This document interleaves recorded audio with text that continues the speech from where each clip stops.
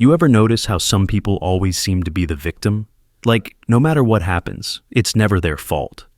Every bad thing that comes their way is someone else's doing, some unseen conspiracy, or a twist of fate targeting them specifically. It's like they carry this invisible shield around their ego, protecting it from the sharp truth that sometimes, just sometimes, they might be partly responsible for their own downfall. This mindset is more than just a defensive posture.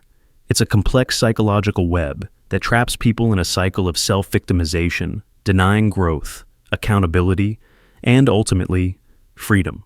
When you tell yourself that you're always the victim, you are essentially crafting a narrative that simplifies the chaos of life into a clear-cut story. You are wronged, and others are the perpetrators. This story is comforting because it absolves you of the painful task of self-reflection. It spares you the brutal honesty of looking inward and admitting, I might have made mistakes, I might have missed signs, I might have contributed to this. Instead, you build walls around your identity, walls constructed from blame, resentment, and denial. And inside those walls, you feel safe, protected from the vulnerability that accountability demands. But let's unpack this more deeply. What does it mean to always be the victim? It's more than just assigning blame. It's about how you interpret reality. Imagine two people receiving the same feedback at work. One hears the criticism and thinks, okay, I need to improve here. The other thinks, they're out to get me. This is unfair. The first person takes responsibility and moves forward. The second person retreats into victimhood, where the world is hostile and unfair, and their own agency is diminished. This second reaction is a survival mechanism in some ways, a shield against shame and fear, but it becomes toxic when it calcifies into a lifelong identity. This victim mentality can be nurtured by a variety of experiences. Childhood wounds are often the root. A child who grows up in an environment where they are blamed unfairly, dismissed, or ignored may internalize a sense of helplessness. They learn that the world is against them. As adults, they carry this blueprint forward, unconsciously seeking to protect themselves from that old pain by adopting the victim role. It becomes a self-fulfilling prophecy. They look for signs of betrayal or sabotage everywhere, confirming their belief that misfortune is always directed at them. We also see this in relationships. Someone with this mindset might repeatedly sabotage connections, yet never question their part in the breakdown. They tell themselves, they left me because they didn't appreciate me, rather than examining patterns of behavior, communication failures, or incompatibility. The narrative is always externalized. The other person becomes the villain, and the victim remains pure, innocent, and wronged. But this dynamic perpetuates pain and loneliness. It prevents healing and true intimacy. There's also a societal dimension. Victimhood can become a social identity. Groups or individuals who have been historically marginalized might rightly claim victim status to highlight injustice. But there's a difference between acknowledging real oppression and adopting victimhood as a permanent identity that stops progress. When victimhood becomes a badge worn proudly, it can disempower by defining people only through their wounds. It can discourage agency and action. It can trap people in the past. This is not to say that real suffering is ever fake or exaggerated. Trauma is real, pain is real, but the danger is when the victim story becomes the whole story, when it erases complexity, nuance, and personal responsibility. Life is never that simple. We are all both victim and agent. At times, we are wronged by forces beyond our control. At other times, we make choices that hurt ourselves and others. The healthiest path is to acknowledge both truths, to recognize when you've been harmed, and to also recognize where you hold power. Let's explore an example that illustrates this clearly. Imagine a man named Raj. Raj grows up in a family where he's constantly criticized and told he'll never succeed. He internalizes this as a fixed truth. As an adult, Raj struggles to keep jobs, often blaming bosses or coworkers for his failures. He says, "They never gave me a fair chance," or "they were out to get me." Yet, when you ask Raj about his own work ethic, communication skills, or attitude, he becomes defensive or dismissive. His story keeps him stuck in one place, unable to break free. Now, what would happen if Raj dared to see his role honestly? If he could say, maybe I didn't always put in my best effort. Maybe I pushed people away with my negativity. Maybe I need to change how I handle criticism. This shift would be seismic. It wouldn't mean he was to blame for everything, or that his past didn't matter. It would mean he was reclaiming his power. He'd move from victim to survivor, from powerless to agent. This transformation is hard because it requires vulnerability, the willingness to face uncomfortable truths about ourselves. It also demands humility, patience, and the courage to unlearn lifelong patterns, but it's the gateway to growth. When you stop playing the victim, you start taking responsibility for your feelings, your choices, your future. You stop waiting for the world to change and start changing yourself. The victim mindset also distorts relationships with others. It breeds resentment, entitlement, and often a demand for sympathy or attention. This can alienate friends, family, or coworkers. People tire of hearing "poor me" without effort or change. On the flip side, when you take ownership, you invite trust, respect, and genuine connection. You show that you're willing to face your demons and grow. We all encounter moments of victimhood, times when life knocks us down unfairly. That's inevitable. But the choice is how we respond. Do we stay in that identity, nursing wounds and blaming the world? Or do we acknowledge our pain, learn from it, and move forward with resilience? That's the defining difference between a life trapped in victimhood and a life of empowerment. And here's the paradox. Admitting you played a part in your own downfall is not weakness. It's strength. It's self-awareness. It's the beginning of healing. When you stop blaming external forces and start examining your own role, you take back control. You break free from the story that limits you. Remember, life isn't a movie with clear villains and heroes. It's a messy, complex interplay of choices, circumstances, and chance. You may be a victim in some chapters, but you are also the author of your story. You can choose to rewrite the narrative. So, next time you catch yourself thinking, "Why does this always happen to me?" Pause. Ask yourself, what part did I play? What can I learn? How can I grow? Because real freedom comes not from blaming the world, but from owning your role in the dance. That's where true power lies. This is the ultimate paradox of victimhood. The very thing that seems to protect you from pain also keeps you trapped in it. Only by stepping beyond the victim role, by embracing accountability and growth, do you find release. And in that release, you discover something far more valuable than innocence, your strength. You are not just a victim of circumstance. You are a complex being, capable of change, choice, and transformation. The moment you accept that is the moment you begin to truly live. I'm not enough. You carry a quiet weight, a shadow that follows every step you take. It's the silent whisper inside, the voice that never quite lets you rest. It tells you, over and over, that you are not enough. Not smart enough, not worthy enough, not lovable enough. It's a belief so deeply rooted it feels like the air you breathe, constant, invisible, suffocating. But where does this come from? Why do so many of us carry this unbearable sense of lack, as if we were broken from the start? From the earliest moments of life, we begin to internalize messages.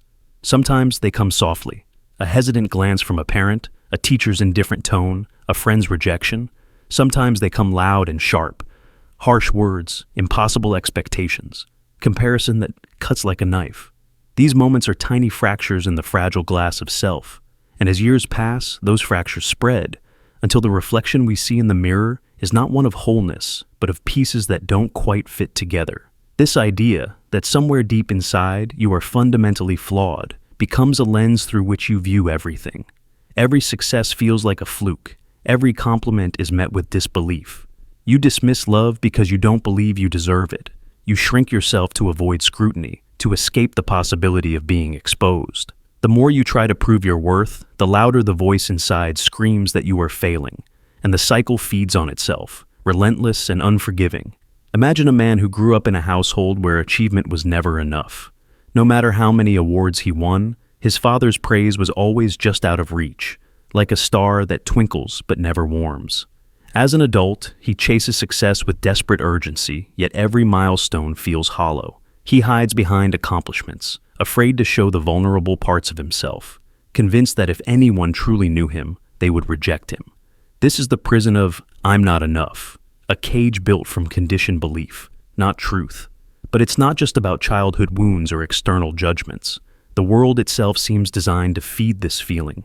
Social media shows polished lives and curated perfection, inviting you to compare your messy reality to their highlight reel. Culture often equates worth with achievement, beauty, or status.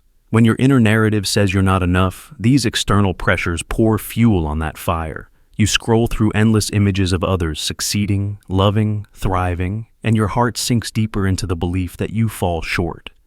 This feeling can manifest in countless ways: paralyzing fear of failure, chronic self-doubt, anxiety that no matter what you do, it will never be enough. It can steal your joy, your creativity, your ability to connect deeply with others. You might push people away because you don't want them to see the real you, the imperfect you, the not enough you. Or you might cling desperately, seeking constant validation, hoping others will fill the void you feel inside. But no external validation can ever truly fill that hole, because the wound is internal. So, how do we begin to unravel this? How do we face the dark whisper that tells us we are broken and rewrite the story? The first step is to recognize that this belief, this "I'm not enough," is not an inherent truth. It is a conditioned story, a learned response to pain and rejection. It is a distortion, not reality. Consider the metaphor of a cracked vase. You see the fractures and think it's worthless, broken beyond repair. But what if those cracks are the very thing that makes it unique? What if the light that seeps through the fractures is the same light that makes it beautiful? This is the essence of healing, learning to see your imperfections not as evidence of failure, but as marks of survival, resilience, and humanity. The second step is to cultivate compassion toward yourself. And this is not easy in a world that often demands perfection and strength. But what if, instead of battling against your feelings of inadequacy, you invited them in? What if you held your own suffering with tenderness, like you would hold a frightened child? Compassion softens the harsh internal critic and begins to dismantle its power. It reminds you that you are human, worthy of kindness, regardless of achievement or approval. There is a story of a woman who, for years, believed she was unlovable. She sabotaged relationships before they could begin, convinced that no one could ever accept her flaws. One day, after a painful breakup, she sat with her pain instead of running from it. She wrote a letter to herself, gentle, forgiving, and true. Over time, she learned to become her own source of love and validation.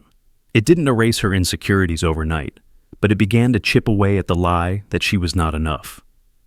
The third step is to challenge the internal narrative with evidence, real evidence from your life. List moments when you felt proud, when you connected authentically, when you created something meaningful. These are not exceptions or luck. They are part of your reality. Affirming these truths helps rewire the brain, replacing self-doubt with confidence rooted in experience. Finally, understand that feeling not enough is a universal human experience. You are not alone in this struggle. Even the most confident-seeming people harbor doubts and insecurities. This shared vulnerability is what connects us. When we acknowledge our brokenness, we open the door to deeper connection and healing. You are not a broken piece waiting to be completed by success or love. You are already whole, messy, imperfect, but inherently worthy. The journey is not about becoming enough, but remembering that you always were. If you carry this message with you, if you let it settle deep into your bones, it can transform the way you live and love. You begin to move through the world with a quiet strength that doesn't need to prove itself. You show up as you are, with courage and compassion. And slowly the voice that once said, "I'm not enough," becomes quieter, replaced by a new truth. I am enough, exactly as I am. My feelings define me. You let every passing emotion cement your identity. Believing a bad mood means you are a bad person without questioning the story behind it. This is a trap many fall into, the trap of letting transient feelings define who they are. But feelings are not you. They are signals, like weather changes inside your mind. Storms pass, sunshine returns. Yet, we often forget this, mistaking the storm for the whole sky. Imagine waking up one morning heavy with sadness. The weight feels like it's sinking deep into your bones. You say to yourself, "I'm a sad person." But is this sadness permanent? Was it there yesterday? Will it be there tomorrow? Usually it is not. But the mind clings to this single moment and weaves it into the fabric of our identity. This is what it means to let feelings define you. It's to mistake a passing wave for the ocean itself. Our emotions come from many places: our past, our fears, unmet needs, or even the exhaustion from a hard day. They do not speak truth about your worth or character. They speak of what your mind and body are processing. When you feel angry, it's often a signal that something is wrong, something boundary-related or unfair. When you feel anxious, it may be your brain's way of preparing you for perceived danger. None of these emotions are permanent labels, yet we often treat them as such. Consider the example of guilt. Someone makes a mistake, and guilt floods in. If they believe I am a guilty person, then every breath becomes heavy with shame. But guilt is an emotion about a moment or action, not your entire self. It is like a warning light flashing, not a sentence carved in stone. By confusing feelings with identity, you imprison yourself in a cage of self-judgment. Another example is when people feel jealousy or envy. Instead of understanding these feelings as signals that reveal desires or insecurities, they say, I am a jealous person. This internal labeling stops growth. It halts reflection. It convinces you that the emotion is an unchangeable truth about you, rather than a momentary state you can observe and learn from. Why does this happen? The mind wants certainty. It craves explanations. When an emotion arises, it tries to attach a label, to define who you are at that moment. This feels safer than uncertainty. If you are sad, you must be a sad person. If you are angry, you are an angry person. This sense of definition gives an illusion of control, but in reality, it limits freedom. There is also a deep human tendency to confuse feeling with reality.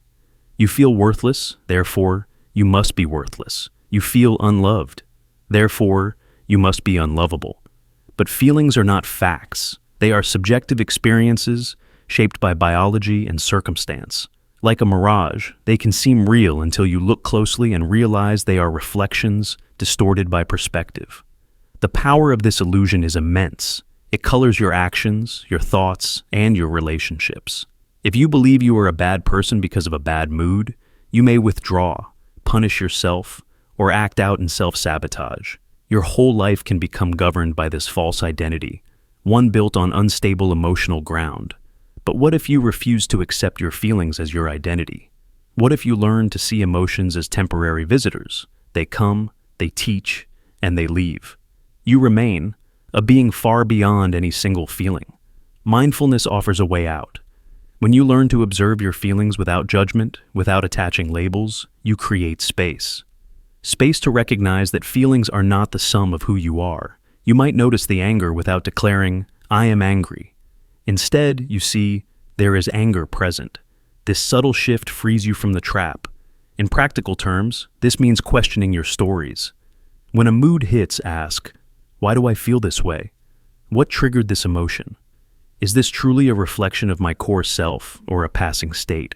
When you challenge the automatic assumption that I am this feeling, you weaken the grip of emotional identity. For example, imagine you're feeling anxious about an upcoming event. Instead of saying, I am an anxious person, try saying, I notice anxiety rising in me. This reframes the experience, making anxiety a guest, not a ruler. There's also the practice of self-compassion. Emotions, even painful ones, deserve kindness. When sadness or frustration arise, treat yourself like a friend. Say, it's okay to feel this. It doesn't define me. This nurtures a healthier relationship with your inner world. The stories you tell yourself about your feelings create your self-image. If those stories are harsh, judgmental, or permanent, your self-image will suffer. But if those stories are curious, compassionate, and fluid, your self-image can grow and heal. Consider the emotional cycles of people who have recovered from trauma or depression. Their journey often involves disentangling identity from emotion. They realize, I felt despair, but despair is not who I am. This understanding opens doors to healing and transformation. It's important to recognize cultural influences too.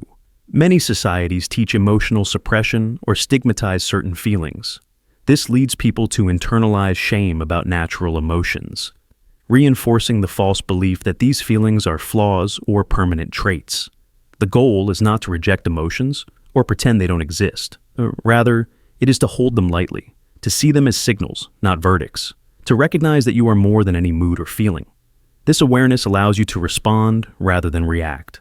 When sadness visits, you might choose to rest or seek connection. When anger arises, you might set boundaries rather than lash out. Your feelings become guides, not dictators. In the end, your identity is not a single feeling or even a collection of feelings. It is the consciousness that witnesses those feelings. It is the unchanging observer beneath the fluctuating waves. You are not your moods. You are not your anxieties or jealousies or moments of despair. You are the awareness in which all these arise and pass away. Knowing this brings freedom. Freedom from self-judgment, from cycles of blame, from the illusion of emotional imprisonment. So, next time you feel a powerful emotion, don't let it write your story. Don't hand it the pen. Pause. Observe. Question. Remember that feelings are temporary visitors in your mind's vast house. Welcome them, learn from them, and then let them go. You are far more than any feeling you experience.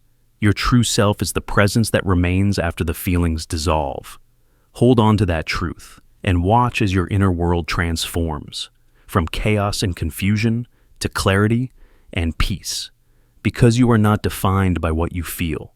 You are defined by your ability to witness, to endure, and to grow beyond the fleeting storms of emotion. Your feelings are a part of your experience, but they are not the architect of your identity. Choose to see yourself beyond the ebb and flow, and you reclaim your power, the power to be whole, to be free, to be truly yourself. Change is impossible. Change is impossible. You whisper it to yourself like a secret you dare not share, a mantra that keeps the edges of your comfort intact. You tell yourself your flaws are carved in stone, immovable, eternal, a permanent fixture of who you are. By believing this, you protect yourself from the terrifying risk of failure, the risk of trying and stumbling, of effort that might not be enough. But this belief is a prison, a self-forged cage where growth goes to die and hope suffocates beneath the weight of certainty. Why do we cling to this lie? Because change demands uncertainty. Change asks us to step into a wilderness where outcomes are unknown, where we might fall, bleed, or lose what little control we have. It demands courage, the kind that feels like standing naked before the storm. So, it's easier to convince ourselves that the stone we stand on is unbreakable, that the cracks in us are natural, inevitable, and unfixable. If change is impossible, then failure is also impossible, because there is no attempt. There is only surrender masquerading as acceptance. But is change truly impossible? Science, history, and personal stories scream otherwise. Our brains, once thought static after childhood, are plastic, literally capable of rewiring themselves, growing new pathways, learning new ways of being. People who have overcome addiction, trauma, deep-seated fears, or lifelong habits prove every day that transformation is possible. Yet, the mind's protective mechanisms whisper otherwise to you, using fear and doubt as shields to keep you from stepping into that light. Consider the story of Thomas, a man who believed his anger was part of his soul. He told himself he was just that kind of person, quick to flare and slow to forgive. For years, he watched his relationships crack under the pressure of his outbursts, resigned to the notion that change was futile. Then, one day, when the loneliness became unbearable, he sought help. It wasn't magic. It was painstaking, daily work. Anger management classes, meditation, journaling. The process was agonizing. He failed often, but with time, his mind rewired. His old patterns, once etched deep like stone, began to soften. He became someone who could listen before reacting, someone who chose peace over rage. This transformation was no myth. It was real. Yet it began only when Thomas stopped telling himself change was impossible. But the struggle is real. The voice that tells you you're stuck does not vanish overnight. It's loud, relentless. It is the echo of every past failure, every label imposed by others or yourself. I am broken. I am weak. I am hopeless. These beliefs do not exist in a vacuum.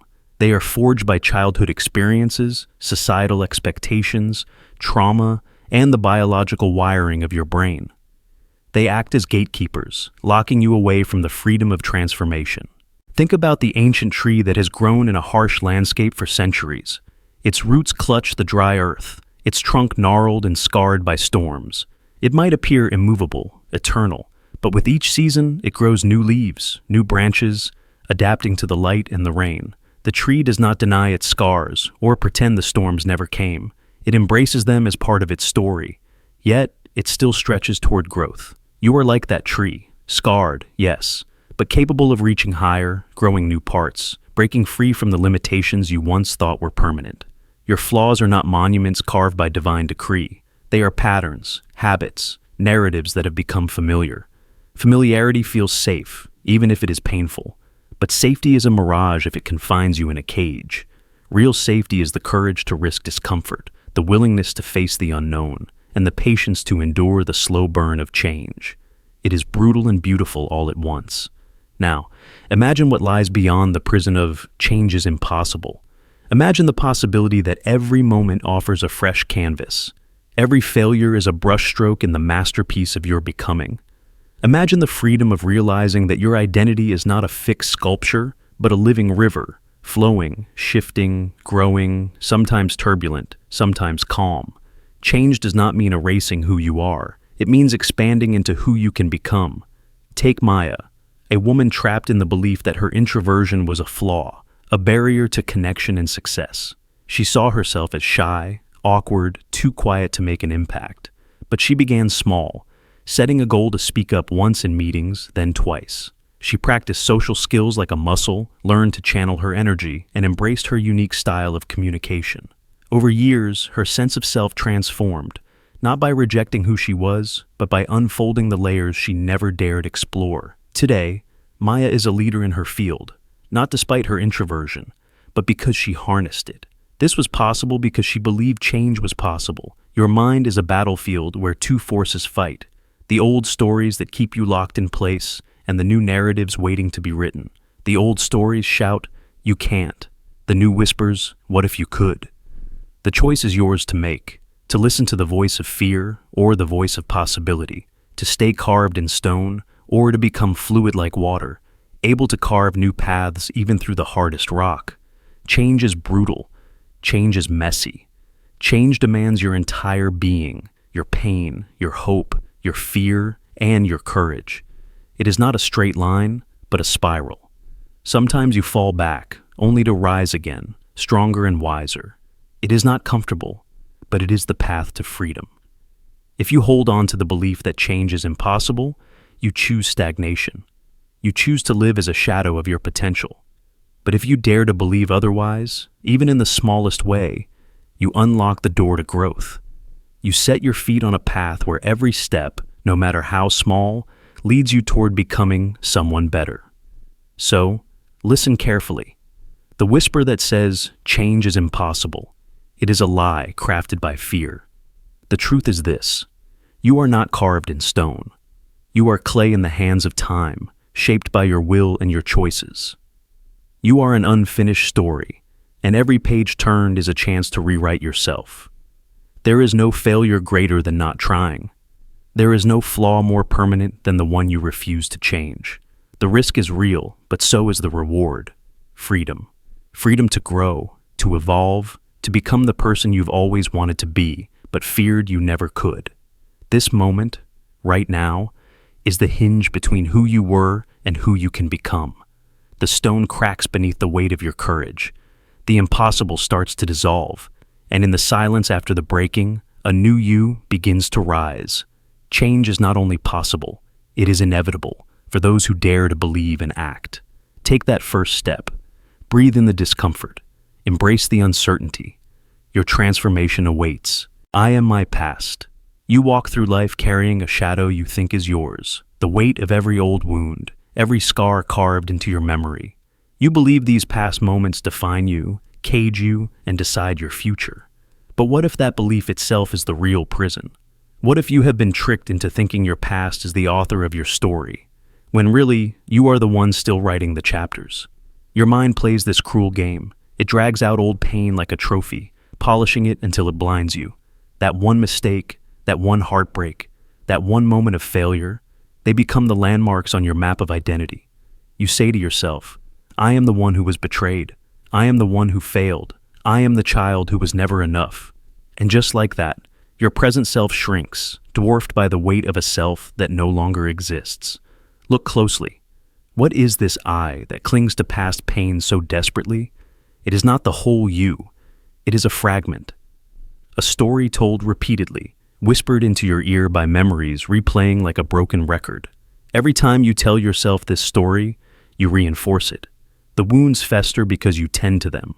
the pain persists because you water it with your attention. Imagine a person who grew up in a home where love was conditional. Every achievement, every smile had to be earned. They learned early that to be accepted, they must be perfect, flawless. This perfectionism became their armor. But inside, the child remains hungry for love, believing the message, "I am only worthy if I never fail." As an adult, this person avoids risks, fearing failure will bring rejection again. The past wound, the conditioned belief, has dictated every major choice, from career to relationships. They don't see the cage because the bars are made of memories. Or consider someone who was abandoned in childhood, left feeling unloved and unwanted. That abandonment echoes in every relationship, causing suspicion and distance. The fear of being left again drives behaviors that push others away. It's a tragic cycle born from an ancient hurt that the mind refuses to release. The past doesn't just sit in memory. It dances in every emotion, in every reaction. But why does this happen?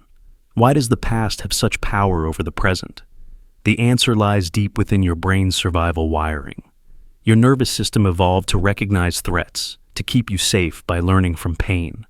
When you suffer, your brain flags the event as dangerous and stores it not just as memory, but as a lens through which to view the world. The past becomes a filter, colored by fear, trauma, and loss, that taints every new experience. This filter warps your perception. You see betrayal where there is none, rejection where there is acceptance. You expect failure before even trying. You sabotage happiness because it feels unfamiliar, unnatural against the backdrop of old pain. This is the tyranny of the past. It hijacks your interpretation of reality, painting every moment in the shades of yesterday's wounds. Yet, here is the paradox. Your past is not your destiny. It is a part of you, like a chapter in a book. But it is not the whole story. You are not a fixed being, locked in by the bricks of memory. You are a fluid, evolving consciousness capable of rewriting the narrative. The power lies not in the wounds themselves, but in your relationship to them. To break free, you must first recognize the script you've been handed is not a law of nature. It's a story told by a mind stuck in repetition. Awareness is the first crack in the prison wall. When you catch yourself identifying as the one who was hurt, ask, is this the whole truth? Or just one version of it? Then start to rewrite. Imagine your life as a blank canvas layered beneath the dust of old memories. With every choice you make, every moment you lean into possibility instead of pain, you brush away a bit of that dust. The wound doesn't disappear overnight, but its hold weakens. Healing is not forgetting, it's integrating. It's feeling the old pain with compassion, not resistance.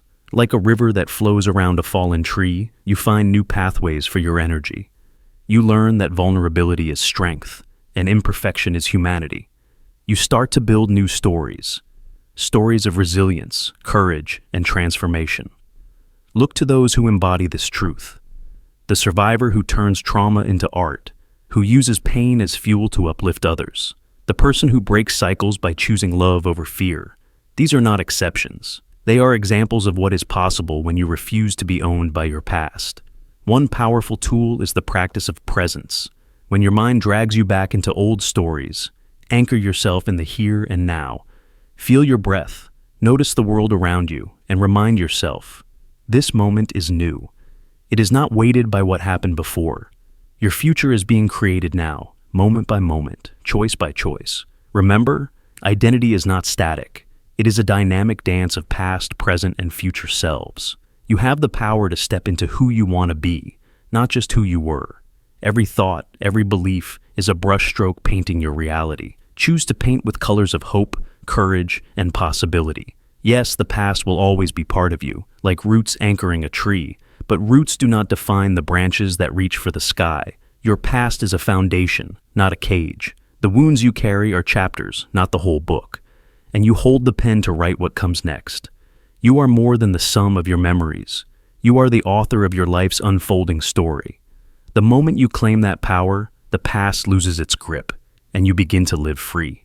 So ask yourself, will you remain a prisoner of what happened, or will you become the creator of what will be? I must be perfect. You measure your worth by an impossible standard, believing one mistake will erase all your goodness forever. This relentless demand for perfection is a silent tormentor, an invisible cage forged in the depths of your mind that keeps you imprisoned in fear, shame, and self-judgment. It is a narrative so powerful that it convinces you your value depends entirely on flawlessness, that a single misstep will undo everything good you are and everything you've worked for. But this belief is a profound illusion, one that distorts reality, suffocates growth, and dims the radiant complexity of your true self. To understand this, we must first look at where this need for perfection comes from. Often, it is born in early experiences, a critical parent, a demanding teacher, or a culture that praises achievement above all else. You learn that love, acceptance, or safety are conditional, given only if you perform flawlessly. That lesson embeds deep within your psyche and becomes a lens through which you view every success and failure. You start to see yourself as a sum of achievements and mistakes, not as a whole person with inherent worth. This sets up a dangerous paradox. Your value hinges on something inherently unstable and unattainable: perfection. The moment you accept this, you enter a vicious cycle of fear and overcompensation. Every decision, every action becomes a test, a high-stakes performance judged against an impossible bar. The fear of failure, or worse, of being found not good enough, looms large. You begin to self-monitor obsessively, criticizing yourself for the smallest errors, ruminating endlessly over what you could have done better. This internal dialogue is harsh and unforgiving. Instead of being a source of encouragement, your inner voice becomes a relentless prosecutor, dissecting your flaws and magnifying them beyond reason. Consider the way this plays out in everyday life. Imagine a student who receives a B on an exam. For most, a B is a good grade, a sign of competence and effort. But for someone trapped in perfectionism, that B is a failure, a public proof of inadequacy. It becomes a source of shame, anxiety, and self-loathing.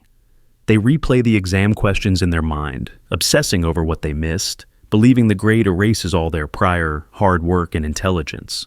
This is not just about academics. It touches every area: relationships, careers, creativity, and even simple social interactions. Perfectionism also paralyzes. Because if one mistake cancels out everything, then trying becomes terrifying. You might procrastinate endlessly, avoiding risks or challenges altogether for fear of imperfection. You might overwork yourself, chasing an unattainable ideal that only pushes the goalposts further away. Or you might hide your true self, afraid that any vulnerability reveals failure. In all these ways, perfectionism restricts your freedom and potential. Yet, the truth is that perfection is a myth. It's a mirage shimmering on the horizon that moves farther away the closer you approach. Human beings are inherently imperfect. We learn, grow, and evolve precisely because we make mistakes. Our flaws, errors, and failures are not signs of worthlessness. They are evidence of being alive, of trying, of being beautifully human. To reject this truth is to reject the essence of growth and transformation. Think about great artists, inventors, or leaders. Their paths are riddled with failure, rejection, and missteps. Yet, their willingness to embrace imperfection, to learn from mistakes, to persist despite setbacks, is what led to their breakthroughs. The fear that perfectionism instills can blind you to this reality, trapping you in a narrow definition of success that excludes resilience, creativity, and authenticity. So how do you break free from this prison? It begins with self-awareness, the courage to notice when you're holding yourself to impossible standards, and the willingness to challenge those beliefs. Ask yourself, what am I really afraid of? What would happen if I were not perfect? What does perfect even mean in this context? Often you'll find that the fear beneath perfectionism is fear of rejection, abandonment, or shame, not the mistake itself. Next, practice compassion toward yourself. Recognize that you are more than your mistakes, more than your achievements. Your worth is not a ledger of successes and failures, but a constant, unchanging truth. This doesn't mean lowering your standards or giving up on growth. It means rooting your value in something deeper, your humanity. Allow yourself to fail, stumble, and sometimes fall flat. Each mistake is a lesson, a chance to evolve. When you stop fearing imperfection, you open the door to creativity, spontaneity, and genuine connection. People don't relate to perfection. They relate to authenticity, vulnerability, and courage. Finally, reframe your story. Instead of measuring your worth by a perfect record, measure it by your resilience, your effort, and your heart. Celebrate progress over perfection. Embrace the messy, beautiful process of becoming, rather than an impossible ideal of being. Remember, the belief that one mistake can erase your goodness is a lie your mind tells to keep you safe from vulnerability. But true strength lies in facing that vulnerability head on. It lies in saying, I am enough. Not because I am perfect, but because I am real. And when you live from that place, you don't just survive, you truly thrive. No one understands me. There is a loneliness so profound, it feels like an invisible barrier between you and the world, a wall built from silence, pain, and isolation. It whispers to you in quiet moments, the haunting refrain, no one understands me. This feeling goes beyond mere solitude. It's a conviction etched into your soul, a deep ache born from the belief that your suffering is uniquely yours, impossible for others to truly grasp. You carry a weight that no one else can lift, a language no one else can speak. This belief that you are utterly alone in your pain can grow from countless sources. Sometimes it sprouts in childhood, when your cries were met with misunderstanding or dismissal. Maybe your emotions were too big, too confusing, or inconvenient. Perhaps your experiences were too complex, too dark, or simply different from those around you. So you learned to lock them away, convinced that no one could follow you down those shadowed paths. In adolescence, this feeling often deepens. The awkwardness of being different, the sting of rejection, the endless comparisons, all convince you that your inner world is a secret fortress no one has the map to. You try to explain, but your words fall flat, misunderstood or ignored. The more you reach out, the more isolated you feel. It becomes easier to withdraw than to risk exposure and disappointment. As an adult, the sense of being misunderstood doesn't vanish. It morphs into a subtle, pervasive loneliness. You smile in social gatherings but feel unseen. You share parts of yourself but sense they don't land. You seek connection, but something always seems missing. A gap between what you feel and what others perceive. This gap widens into a canyon that feels impossible to cross. The pain of this isolation is not just emotional, it's physical.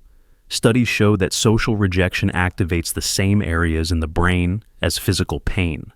The sting of feeling misunderstood is real and raw.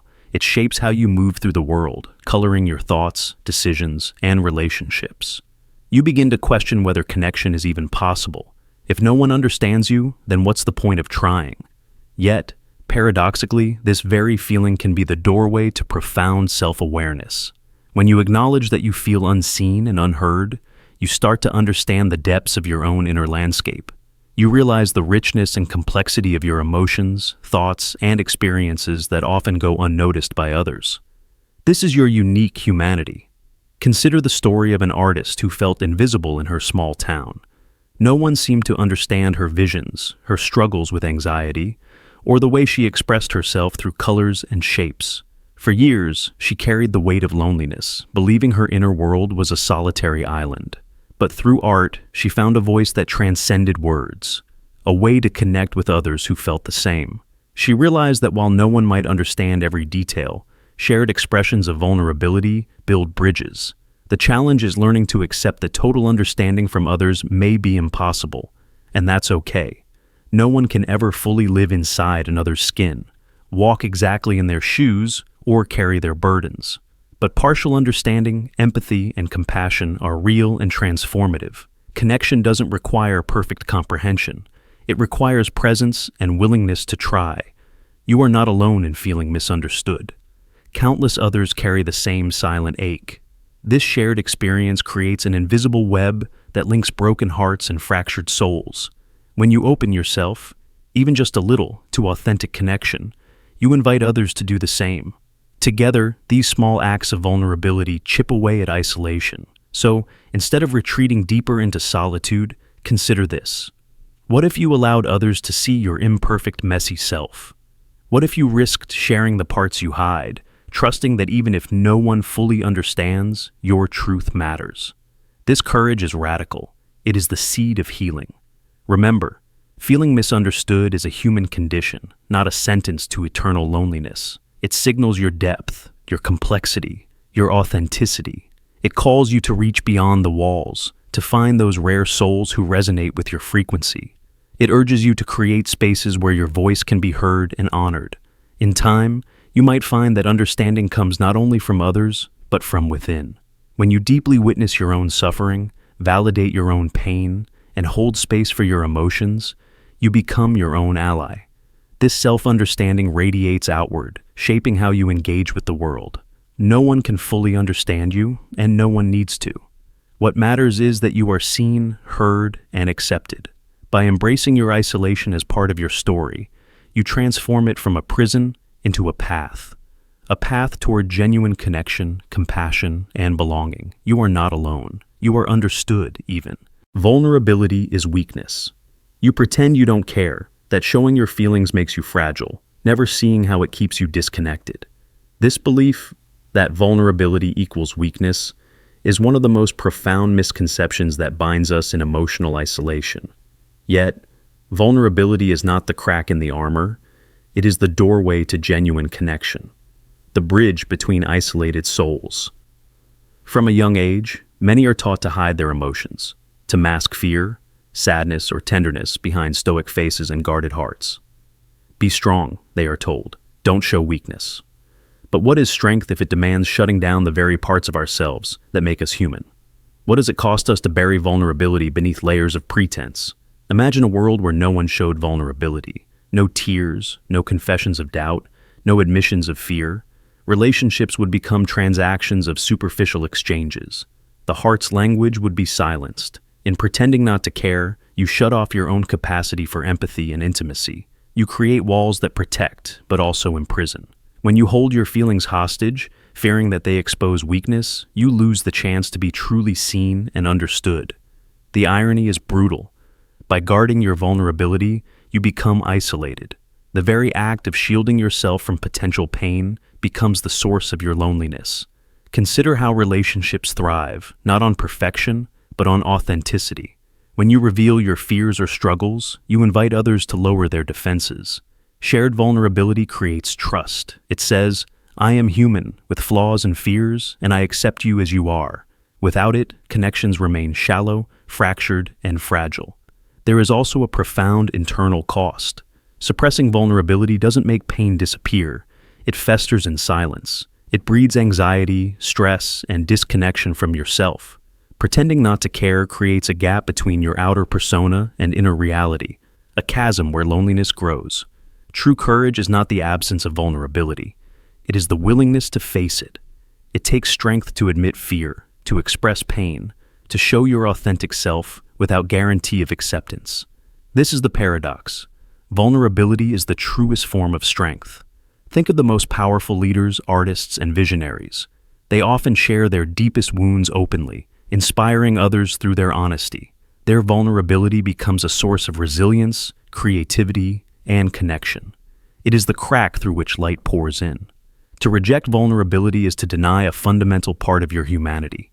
It disconnects you not only from others, but from your own inner world. It creates a barrier between your mind and heart, between experience and expression. The path forward is to embrace vulnerability as an ally, not an enemy. When you allow yourself to feel deeply and share openly, you open the door to healing and belonging. It is a leap of faith into the unknown, but one that leads to richer, fuller lives. So next time you feel the urge to hide your feelings, to put on a mask of indifference, remember that real connection demands authenticity. Real strength is the courage to be vulnerable. Your feelings are not flaws to be hidden. They are bridges waiting to connect you to others. Vulnerability is not weakness. It is the most profound expression of strength and humanity. When you embrace it, you step into your true power, the power to be seen, to be loved, and to belong. My worth is conditional. You believe your worth depends on what you do, on your achievements, your sacrifices, your ability to perform. It's as if love is a prize awarded only after meeting a long list of conditions, and that simply being, without proof, without achievement, is never enough. This belief wraps around your heart like a heavy chain, chaining your value to outcomes, approval, and endless striving. But beneath this story lies a painful truth, that the most fundamental love, the love you deserve, is not earned by deeds. It is your birthright. From childhood, many of us learn to tie our worth to performance. Be good, be perfect, be useful. These commands echo from parents, teachers, society. You are praised for trophies, grades, compliments. You are scolded for mistakes or failures. Slowly the idea takes root. Love is conditional. If you do enough, if you give enough, if you become enough, then you will be loved. But if you fall short, even once, the love retreats, replaced by silence, criticism, or neglect. This becomes a rulebook carved deep into your psyche. The problem is, this belief is a trap that never lets you rest. If your worth is always on the line, then you must constantly prove yourself. Achievements become the currency of love. You sacrifice parts of yourself to buy approval. You chase success like a mirage, hoping it will fill the emptiness that the conditional love leaves behind. But the more you perform, the more fragile your sense of self becomes, because it is built on shifting sand. Imagine a child who feels only seen when they bring home good grades, only heard when they excel at sports, only accepted when they conform perfectly. They learn to hide their pain, their quirks, their needs, because these things don't earn love, or so they believe. This child grows into an adult still begging for validation, still trapped in the endless cycle of trying to be enough. But no achievement can fill the void of unconditional acceptance. True worth is not tied to performance. It is not a reward to be won or lost. It is the essence of your being, unchanging and infinite. Simply existing, breathing, feeling, living, is enough. You do not need to fix yourself, prove yourself, or sacrifice yourself to deserve love. The universe, the cosmos, and the very fabric of life do not demand you earn your place. You are worthy because you are alive. Consider Sarah, a woman who spent years believing her worth was tied to her career success. She pushed herself relentlessly, sacrificing relationships, health, and joy to climb the ladder. When she finally reached her goals, she felt hollow. Her worth was tied to external markers, and they never satisfied. It was only when she allowed herself to rest, to be imperfect, and to seek love without conditions, that she discovered the profound truth. Her value was never contingent on what she did, but on who she was. This belief that worth is conditional is a poison.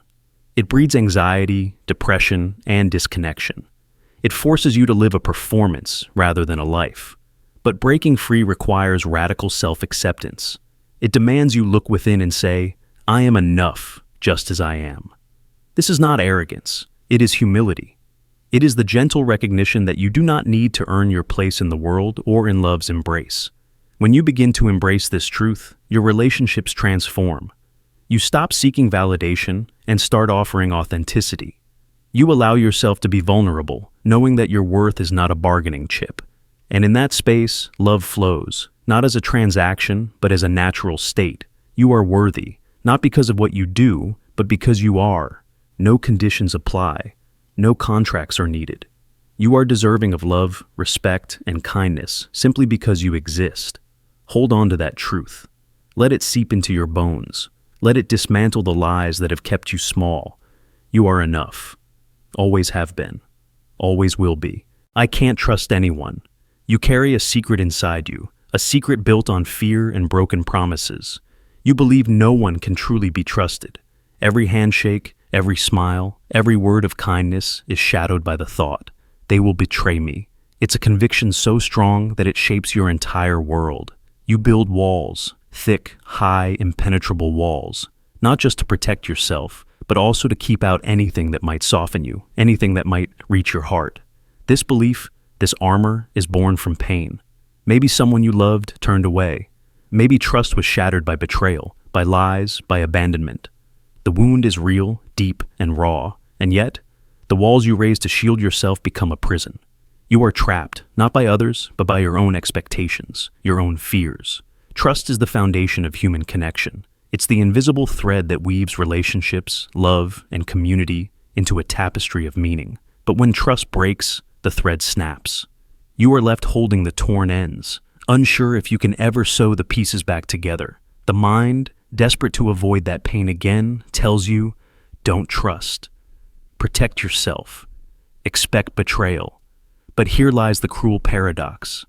By expecting betrayal, you create distance. You send signals, unspoken yet palpable, that say, stay away. Those around you feel it, and their compassion, their genuine care, can't cross the moat you've built. So, You remain alone, even when surrounded by others. Imagine a person who grew up in a household where trust was fragile, where secrets were kept, promises broken, and love conditional. They learned early that opening up meant vulnerability and pain. As adults, they approach every relationship with suspicion, scanning for signs of deception. They avoid intimacy because it feels like a trap. The consequence is a lonely fortress where they reign, safe but isolated. Or think about someone who experienced betrayal in friendship, a confidant who shared their secrets only to turn them into gossip. That breach rewires their nervous system. They become hypervigilant, always watching for the next knife behind the smile. Every new relationship is tested, measured, and found wanting. The fear of betrayal overrides the possibility of trust. Why does this happen? The brain's survival instincts are at work. Trust is risky. It requires opening the heart, lowering defenses, and allowing another the power to hurt you. When that risk is realized as trauma, the brain remembers it vividly. It builds stronger walls, not just to prevent pain, but to avoid the vulnerability that makes pain possible. But the paradox deepens. Trust cannot grow in soil hardened by fear. Your walls keep out pain, yes, but they also keep out healing, connection, and joy. Compassion is a gentle visitor, but your fortress sees it as an intruder and shuts the gates.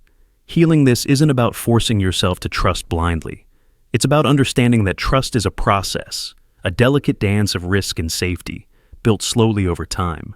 It begins by softening the edges of your armor. You learn to recognize when your fear is speaking and when reality is offering a chance. Small steps matter. Sharing a little truth with a friend.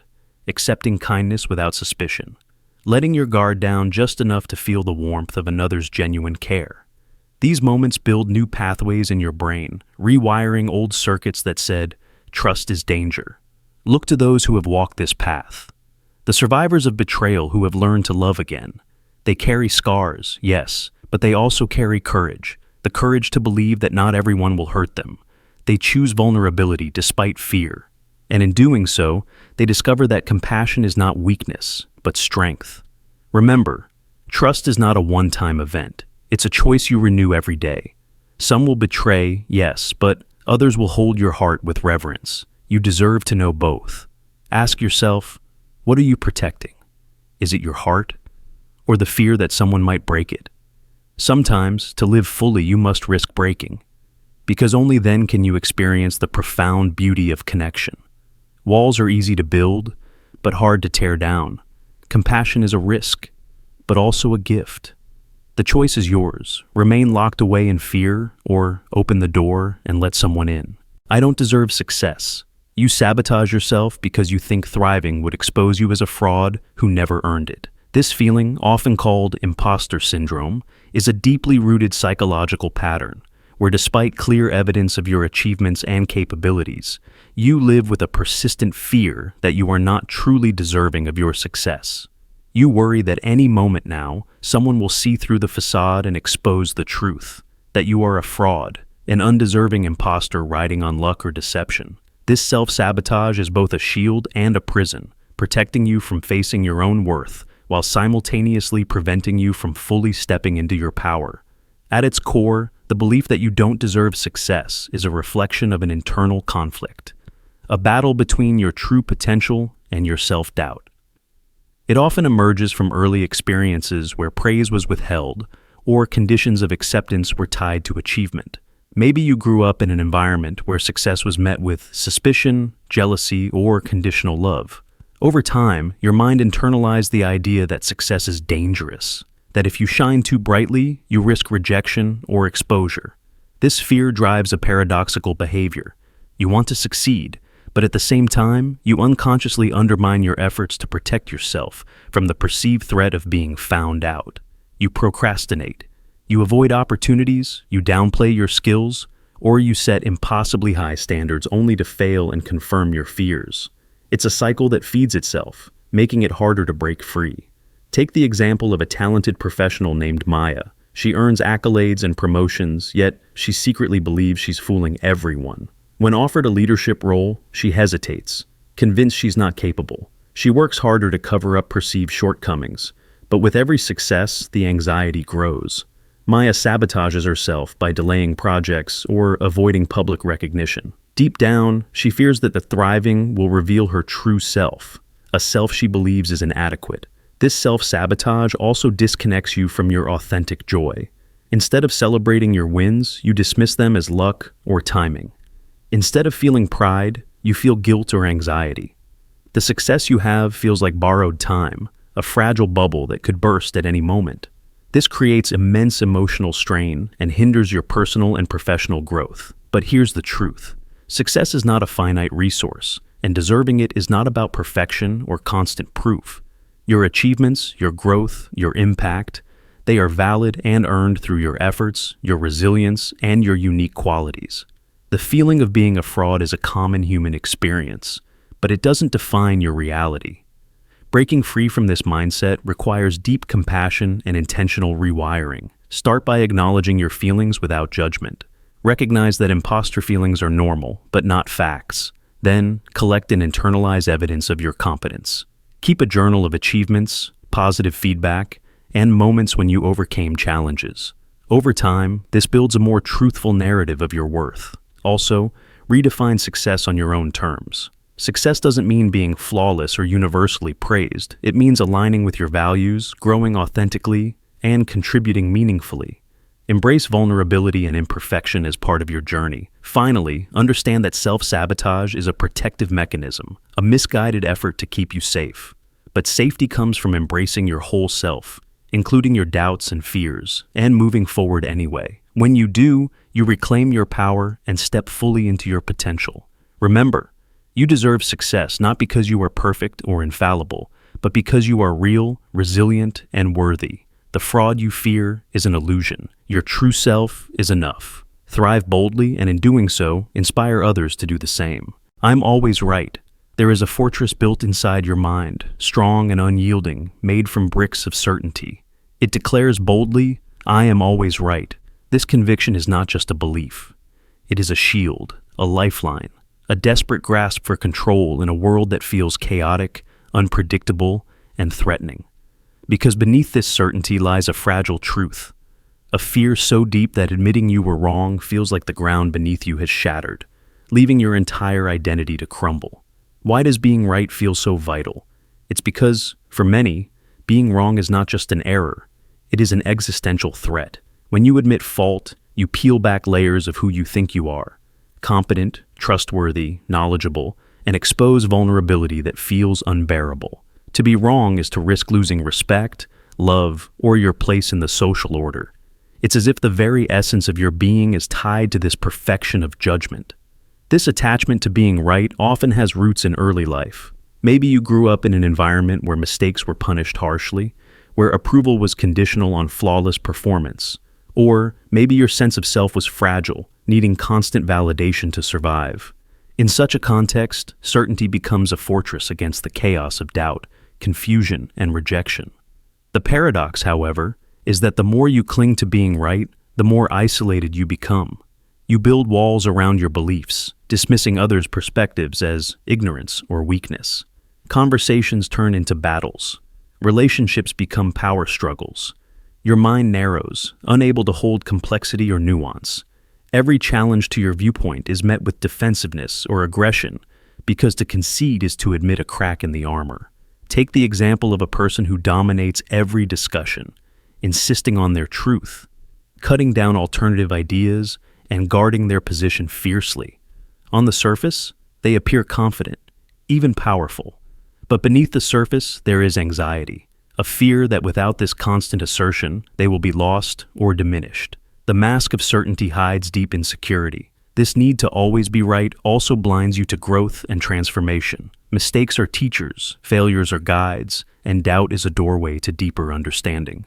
When you refuse to acknowledge your errors, you halt your evolution. Your mind becomes rigid, stuck in patterns that no longer serve you. The world changes, but you remain trapped in outdated beliefs, unable to adapt or learn. Moreover, insisting on being right can alienate others. People want to be heard and respected, not corrected or dismissed. Your certainty can feel like an attack, a negation of their experiences. Over time, this breeds resentment and distance, leaving you lonelier in your fortress. The hardest truth to face is that no one is always right. Human knowledge is imperfect, perspectives are limited, and the world is infinitely complex. Embracing fallibility is not weakness, it is courage. It is the willingness to stand in uncertainty, to say, "I don't know," and to listen deeply. This openness is where real connection and wisdom begin. Imagine the relief of releasing the need to be perfect in judgment, of allowing yourself to be vulnerable and uncertain. It is like dropping a heavy burden you didn't realize you were carrying. Your relationships deepen because you no longer compete. You collaborate. Your mind expands because you no longer fear being wrong. You become more present, more authentic, more alive. One story tells of a leader who prided himself on his infallibility. He never admitted mistakes, even when evidence was overwhelming. His rigidity caused teams to fracture, innovation to stall, and trust to erode. But one day, confronted with undeniable failure, he chose humility. He said, "I was wrong." In that moment, he found freedom, a new path forward marked by learning, growth, and renewed respect. If you recognize yourself in this struggle, know that change is possible. The fortress can become a bridge. The need to be right can transform into a desire to understand. It begins with a single step, noticing when your certainty shuts down curiosity, when your defensiveness blocks connection. Practice listening without judgment. Invite doubt as a friend, not an enemy. Celebrate mistakes as lessons, not failures. Remind yourself that your worth is not tied to your correctness, but to your humanity. The next time you feel the urge to insist you're right, pause. Breathe. Ask yourself, what if being wrong doesn't mean I am less? What if it means I am learning? What if it opens the door to something greater than certainty? Wisdom. You do not have to be always right to be whole. Your identity is bigger than any belief or error. When you let go of the need for perfection and being right, you reclaim your freedom. You open space for growth, connection, and peace. In the end, the greatest strength is found not in unyielding certainty, but in brave vulnerability. Not in never failing, but in rising each time you fall. You are enough, not because you are always right, but because you are human. My flaws are unique. You believe your brokenness is special and unfixable, so you don't have to try what has healed others. This conviction creates a prison made of isolation and despair, where uniqueness becomes a shield against change, rather than a gateway to growth. The story you tell yourself, that your flaws are so singular that no remedy or hope applies to you, is one of the most insidious traps the mind can weave. When you see your brokenness as unique, you set yourself apart from the healing journeys of others. You look at the stories of recovery, transformation, and renewal around you, and dismiss them as irrelevant to your own pain. My wounds are different, you say. No one else understands. But this belief, while it feels like a protective truth, often becomes an excuse to avoid the discomfort of healing, to avoid vulnerability and effort. Everyone carries flaws, cracks, and wounds. Some are visible, others hidden deep beneath layers of denial and fear. But the essence of healing is universal. It is about facing pain, seeking support, and daring to change. It does not matter if your pain is rare or common. What matters is the willingness to reach beyond the story of being irreparably broken. Imagine a person trapped in a deep, dark cave. They believe this cave is unique to them, carved in a way that no one else could escape it. Because of this belief, they never look for the exit or listen to others who have found a way out. But the exit exists, even if the path is difficult to see. Healing works like that. The path may feel obscured by your personal experience, but it is not impossible. This belief that your flaws are unfixable can also stem from fear. Fear of disappointment, fear of failure, fear of confronting uncomfortable truths about yourself. It can feel safer to hold on to the idea that you are a tragic, unique case, rather than risk trying the methods that brought relief to others. Yet, that safety is false. It is a cage, not a sanctuary. Growth requires vulnerability and action.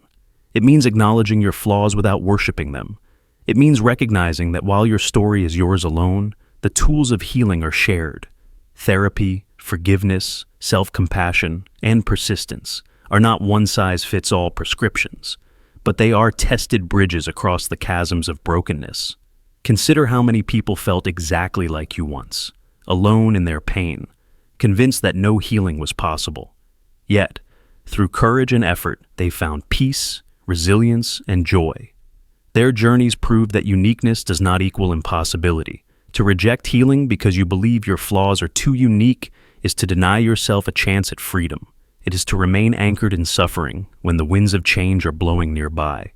Healing is not about erasing your uniqueness. It is about transforming pain into strength, isolation into connection. So ask yourself, what if your brokenness, as unique as it feels, can still be healed?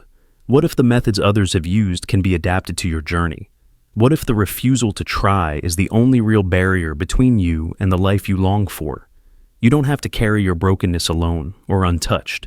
You are not the only one with flaws, and those flaws don't have to define or limit you. Your uniqueness is a part of your story, but it is not the end of it. Embrace the possibility that healing is for you too, that your flaws can be met with compassion, care, and effort. The journey may be hard, but it is possible. And beyond the struggle lies a life where your uniqueness shines, not as brokenness, but as the beautifully imperfect whole you were always meant to be. I must be needed. You define your worth by how much others depend on you, measuring your value in the currency of necessity. Every request, every favor, every moment someone leans on you feels like a proof, a tangible confirmation that you matter. But beneath this relentless need to be indispensable lies a deep, gnawing fear, the terror of being unimportant, invisible, forgotten. This fear drives you to carry burdens not your own, to sacrifice your needs for the sake of others, and to tether your identity to their dependence. From early on, society teaches us that being needed is synonymous with being valued. Help others. Be reliable. Be strong for those around you. These lessons shape a narrative where your existence becomes meaningful only when it serves a purpose for others. Yet, this narrative is a double-edged sword. While it fosters connection and responsibility, it also traps you in a cycle of overextension, exhaustion, and self-neglect. Imagine the weight of carrying others' expectations like a backpack filled with stones. Each dependency adds another burden. You become a pillar, a safety net, a lifeline. But what happens when the pillar cracks? When the safety net frays? When the lifeline snaps? Your sense of self trembles because it was never built on who you truly are. It was built on what you provide. This mindset blinds you to a vital truth. Your worth is intrinsic, not transactional. You are valuable not because you fulfill others' needs, but because you exist as a unique, irreplaceable being. When you tether your identity solely to being needed, you risk losing touch with yourself, neglecting your own desires, and silencing your own voice. Take the story of Raj, a man who devoted his life to being the dependable friend, the helpful co-worker, the caretaker in his family. He never said no, afraid that refusal would make him insignificant. Over time, the endless demands wore him thin. He felt exhausted, resentful, and lost. Only when he confronted his fear of being unimportant did he begin to redefine his worth, not as a service provider, but as a person deserving of care and respect, regardless of others' dependence. Being needed is a fragile foundation.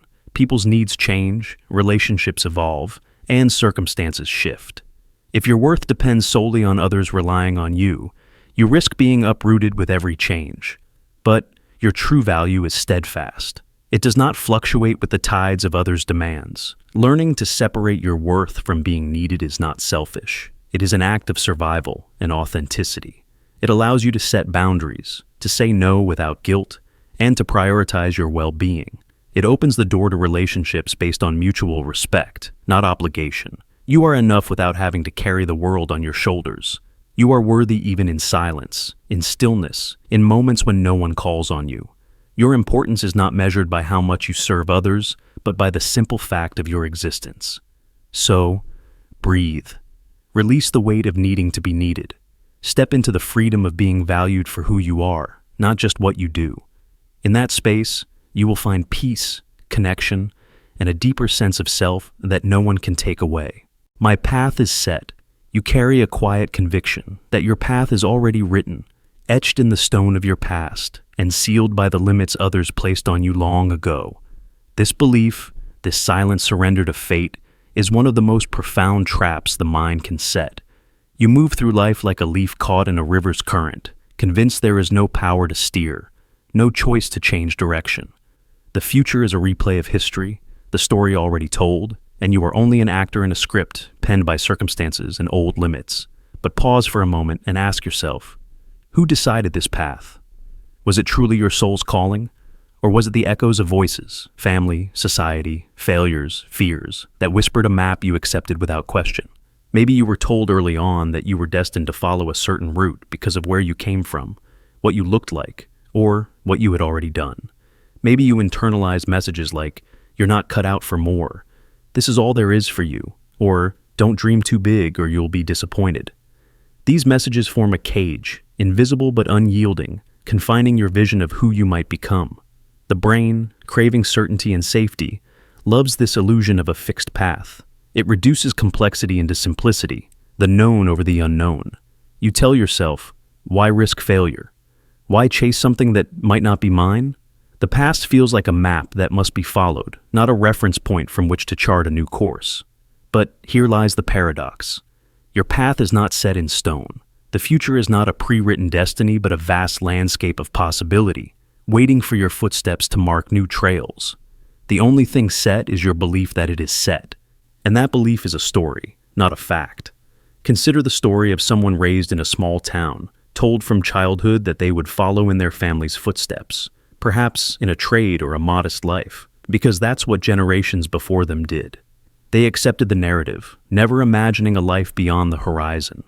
Yet, within them, a whisper persisted, a curiosity, a dream, a yearning. That whisper, once heard and nurtured, became a call to break free. They left the familiar, stumbled and fell, but slowly carved a path no one expected. Their fate was rewritten not by destiny, but by choice. Or think of the person who faced early failures, failed exams, failed relationships, failed attempts to reach a goal, and concluded they were not meant for success or happiness. The pattern repeated until it became a belief. Their path is to struggle and fall short. But the truth is, failure is not a verdict, but a stepping stone. Every failure is a crack in the old story, an invitation to rewrite the script with greater wisdom.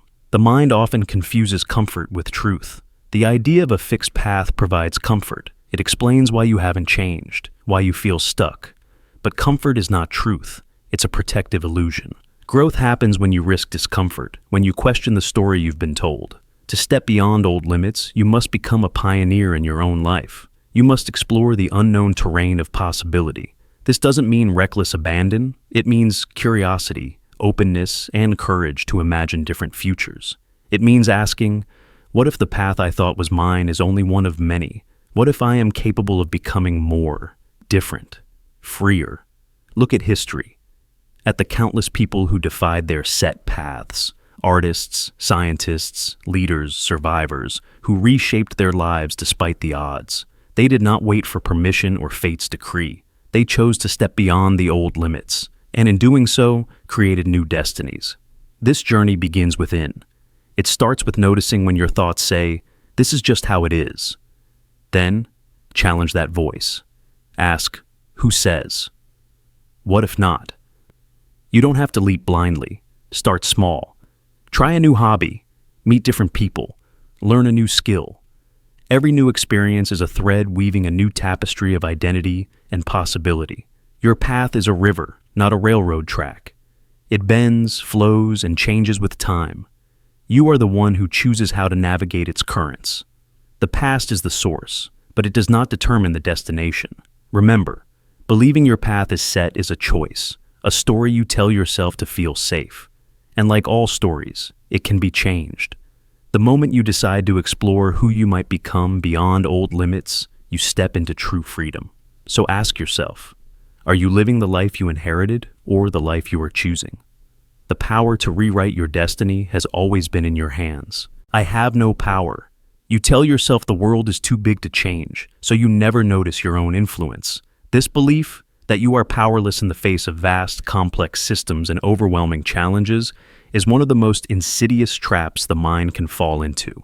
It convinces you that your actions are insignificant, your voice unheard, and your presence meaningless.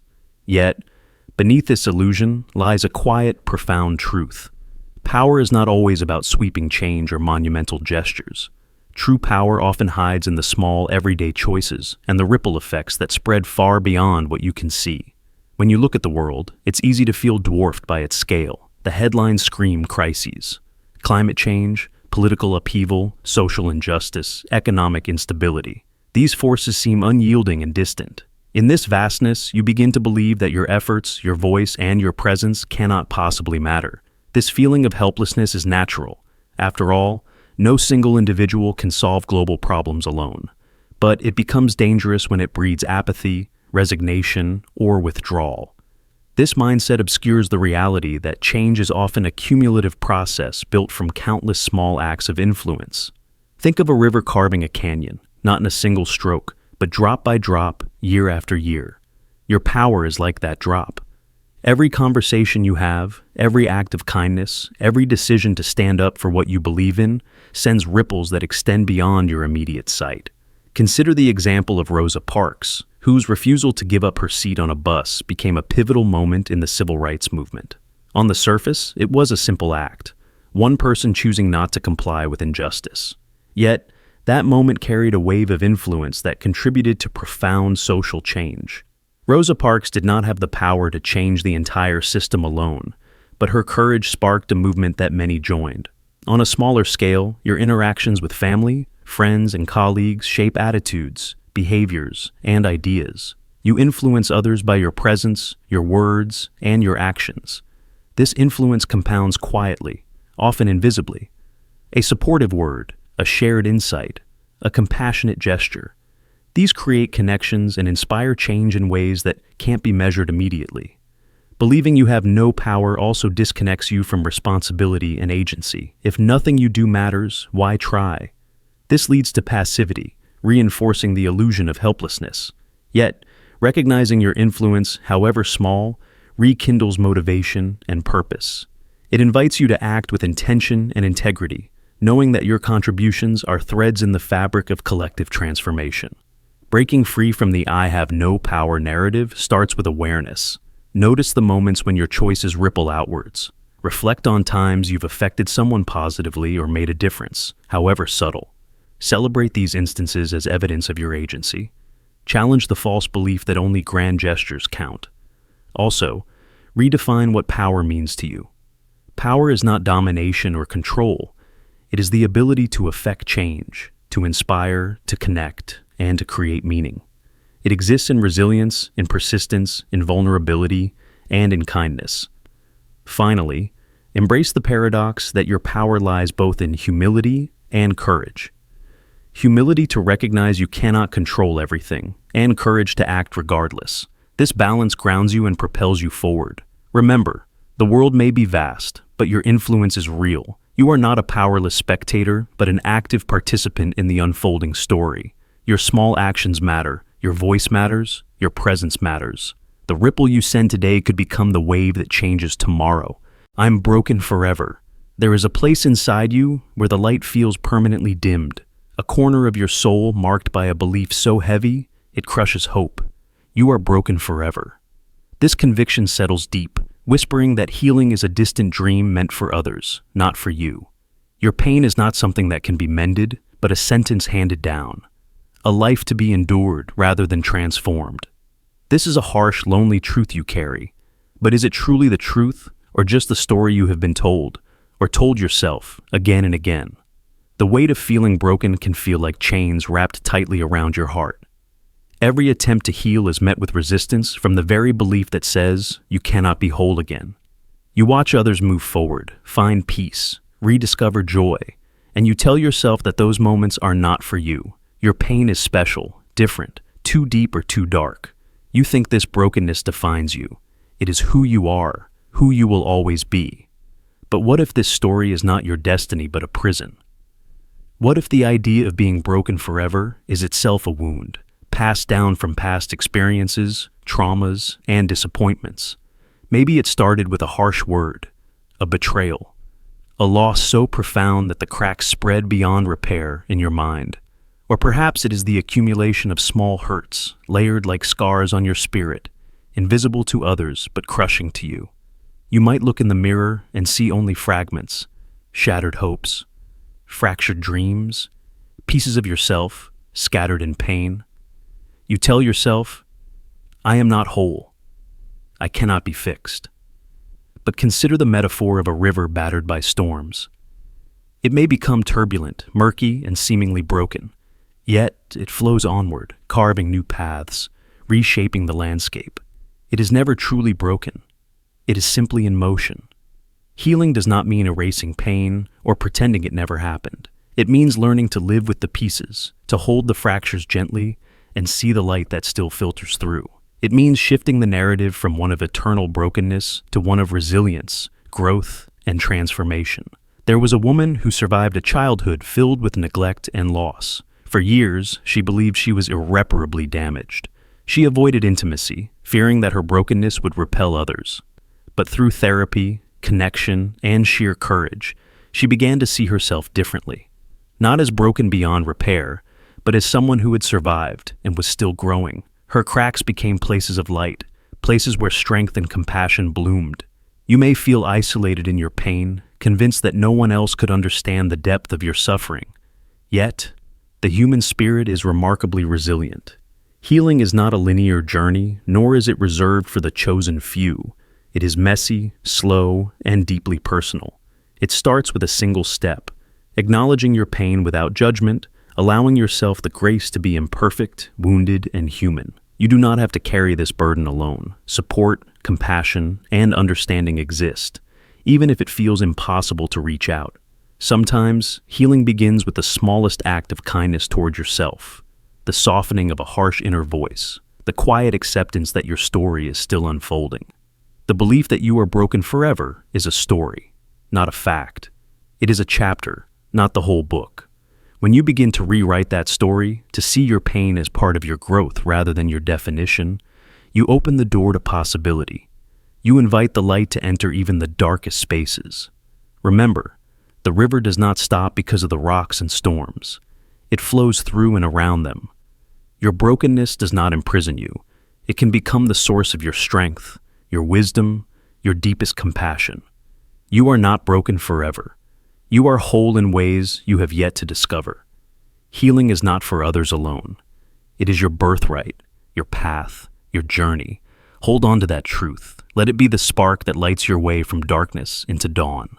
Other people are happier. You compare your hidden struggles to others' curated images, convinced you alone are failing at life.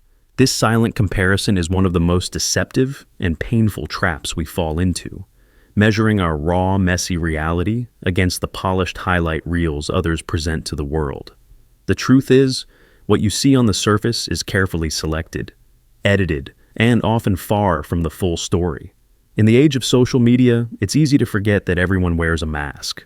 Behind every smiling selfie, every perfectly staged photo, lies complexity, pain, and struggle. But when you look only at those shining moments, your mind distorts reality. You start to believe that others glide effortlessly through life while you stumble in the shadows. This comparison wounds deeply because it feels so personal.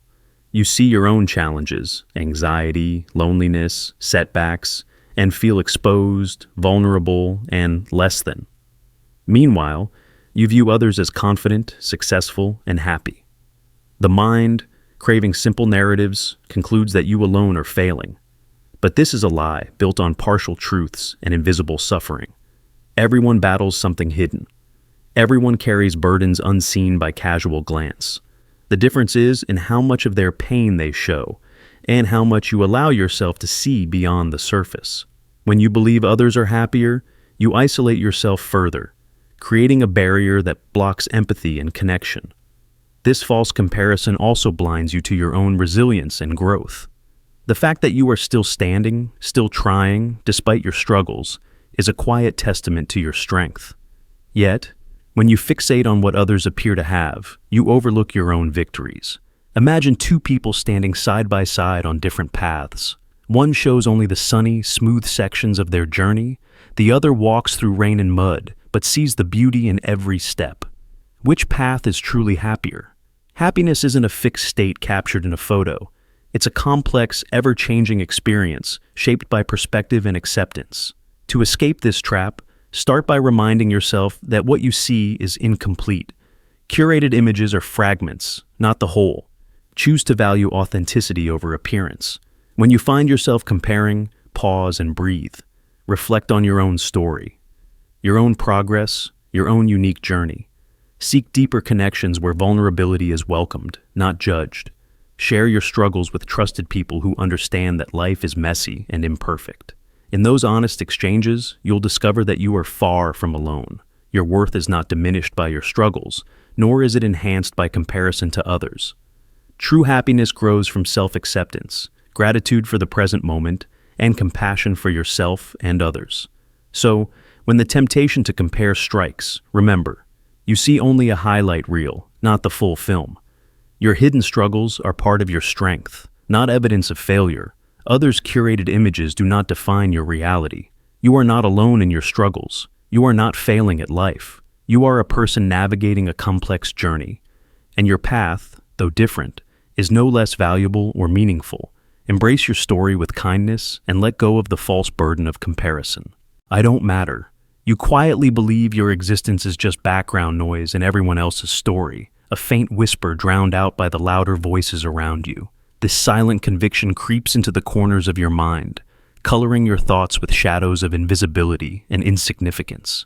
You watch life unfold as if from a distance, feeling like a spectator rather than a participant, convinced that your presence goes unnoticed, unvalued, and unimportant. This belief is not born from truth, but from the echoes of neglect, rejection, and overlooked moments. Maybe as a child, your feelings were dismissed, your achievements minimized, your voice unheard. Maybe in relationships, your needs were sidelined, your dreams overshadowed. These experiences leave imprints, shaping a narrative where your worth is measured by the attention you receive, or rather, the lack of it. When you carry the weight of feeling like you don't matter, every interaction feels like proof of your invisibility.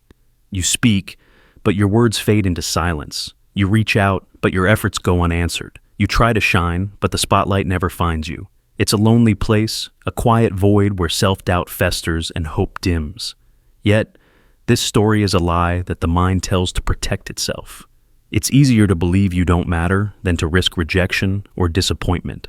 It's safer to fade into the background than to step forward and face uncertainty. But in this fading, you lose the very essence of your existence, your unique light, your voice, your impact.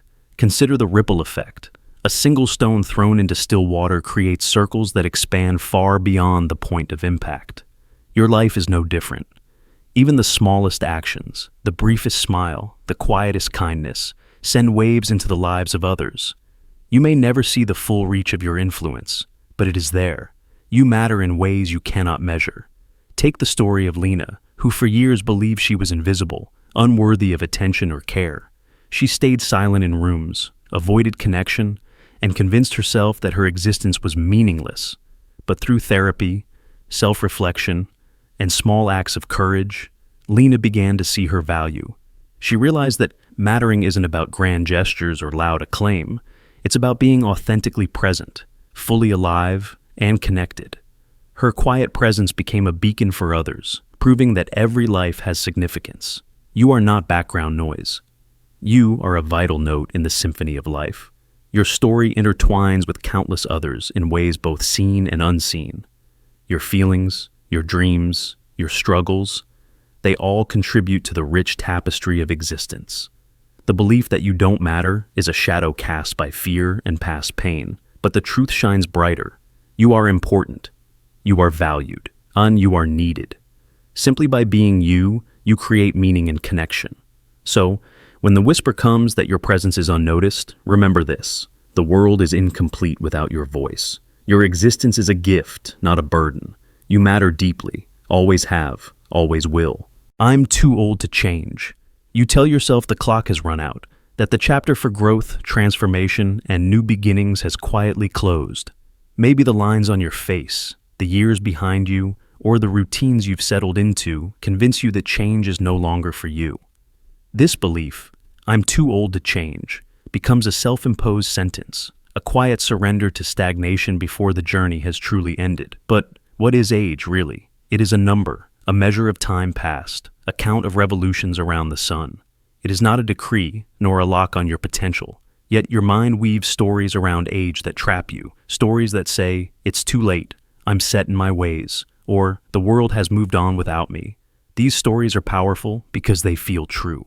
They echo societal voices, cultural narratives, and even internal doubts whispered over decades. You might see others who started late, those who found new passions in their 60s, 70s, even 80s, and think, yes, but they are exceptions. You compare yourself to them and dismiss their journeys as anomalies, as if their courage to reinvent themselves belongs to a different world. This is the silent trap of age-based limitation. It isolates you not just from others, but from your own potential. Imagine someone who decided at 50 to pursue a dream long buried. Maybe they left a stable career to become an artist, a writer, or an entrepreneur. The initial fear was immense. The unknown was daunting. But with every step, every brushstroke, every word written, they rediscovered parts of themselves thought lost. Their age was not a barrier, but a badge of experience, resilience, and depth. Or consider the person who, after decades of feeling stuck in patterns, emotional, professional, or physical, decided to seek healing, to learn new ways of being. It wasn't easy. The past whispered that they were set, rigid, unchangeable, but they challenged that voice. They started small. A class, a conversation, a new habit. And slowly the window that once seemed closed began to creak open. Neurologically, the brain is plastic, meaning it can change, adapt, and grow throughout life. This neuroplasticity defies the myth that change is only possible when young. New skills can be learned, new habits formed, new perspectives gained, no matter your age.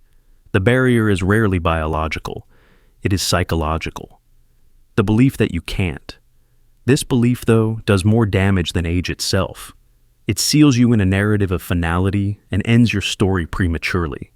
It convinces you that who you are now must be who you will always be. But identity is not fixed. It is a river flowing, shifting, renewing. You are not your past self. You are the ever-changing present moment made conscious. The question then becomes, why do we cling to this story of limitation? Sometimes it is fear of failure, fear of embarrassment, fear of the unknown. Sometimes it is comfort, habits, routines, the safety of the familiar even when it no longer serves us. Sometimes it is grief, a mourning for what might have been or what has passed. Yet, in every culture, in every era, there are stories of rebirth, renewal, and late blooming. The oak tree does not rush to grow. It takes decades to reach its height, and every season brings new growth. Human beings, with our complexity and depth, carry that same capacity. Change at any age is an act of courage. It is a declaration that life is still unfolding, that you still have chapters to write, and that the future can be different from the past. It is not a denial of your history, but a celebration of your capacity to evolve. So when the voice inside says, "I'm too old," respond with curiosity. Ask, what if it's not true? What if the door is still open? What new possibilities might I find if I try? Open the window of growth, not all at once, but step by step, breath by breath. The years behind you have given you wisdom. The years ahead hold infinite potential. Age is not a wall, but a horizon.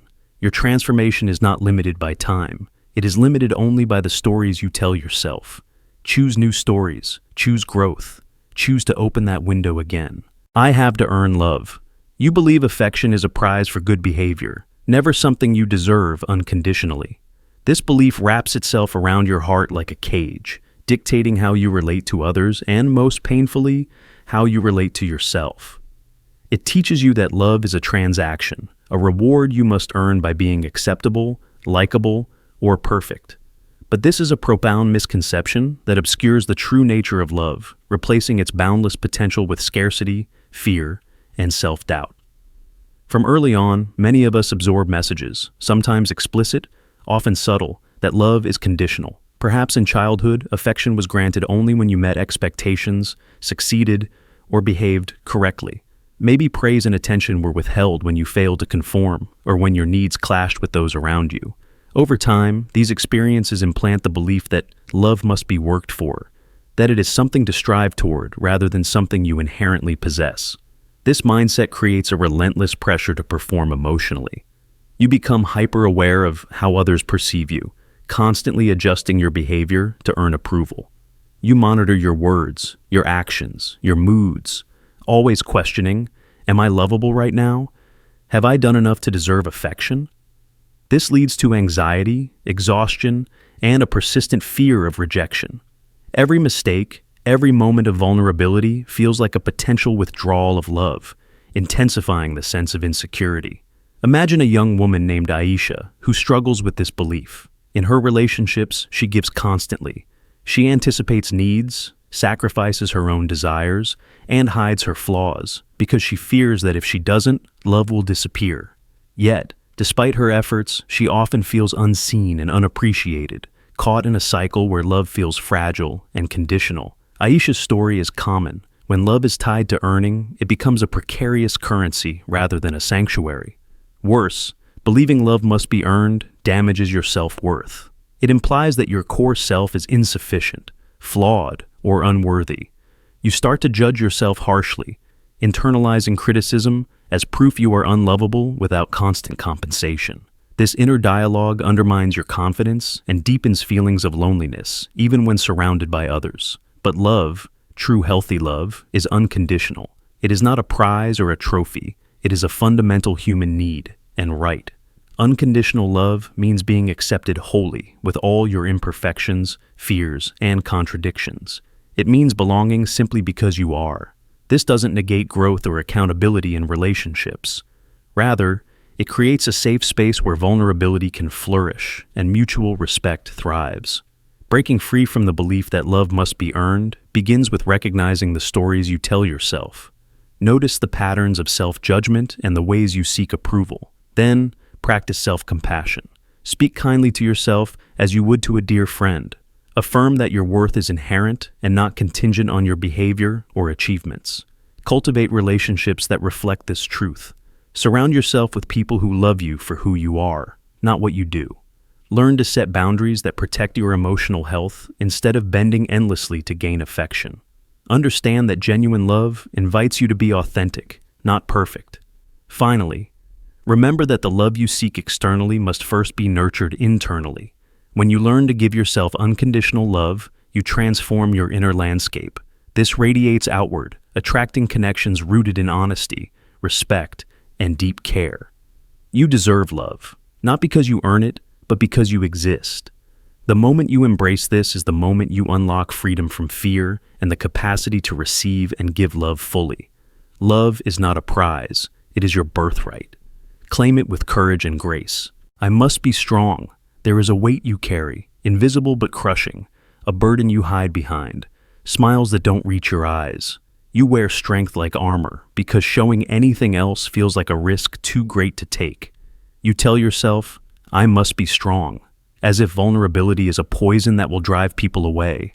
That weakness is a betrayal of who you want to be. But this forced strength is a quiet prison, locking your pain deep inside, where no one can see it, where no one can help.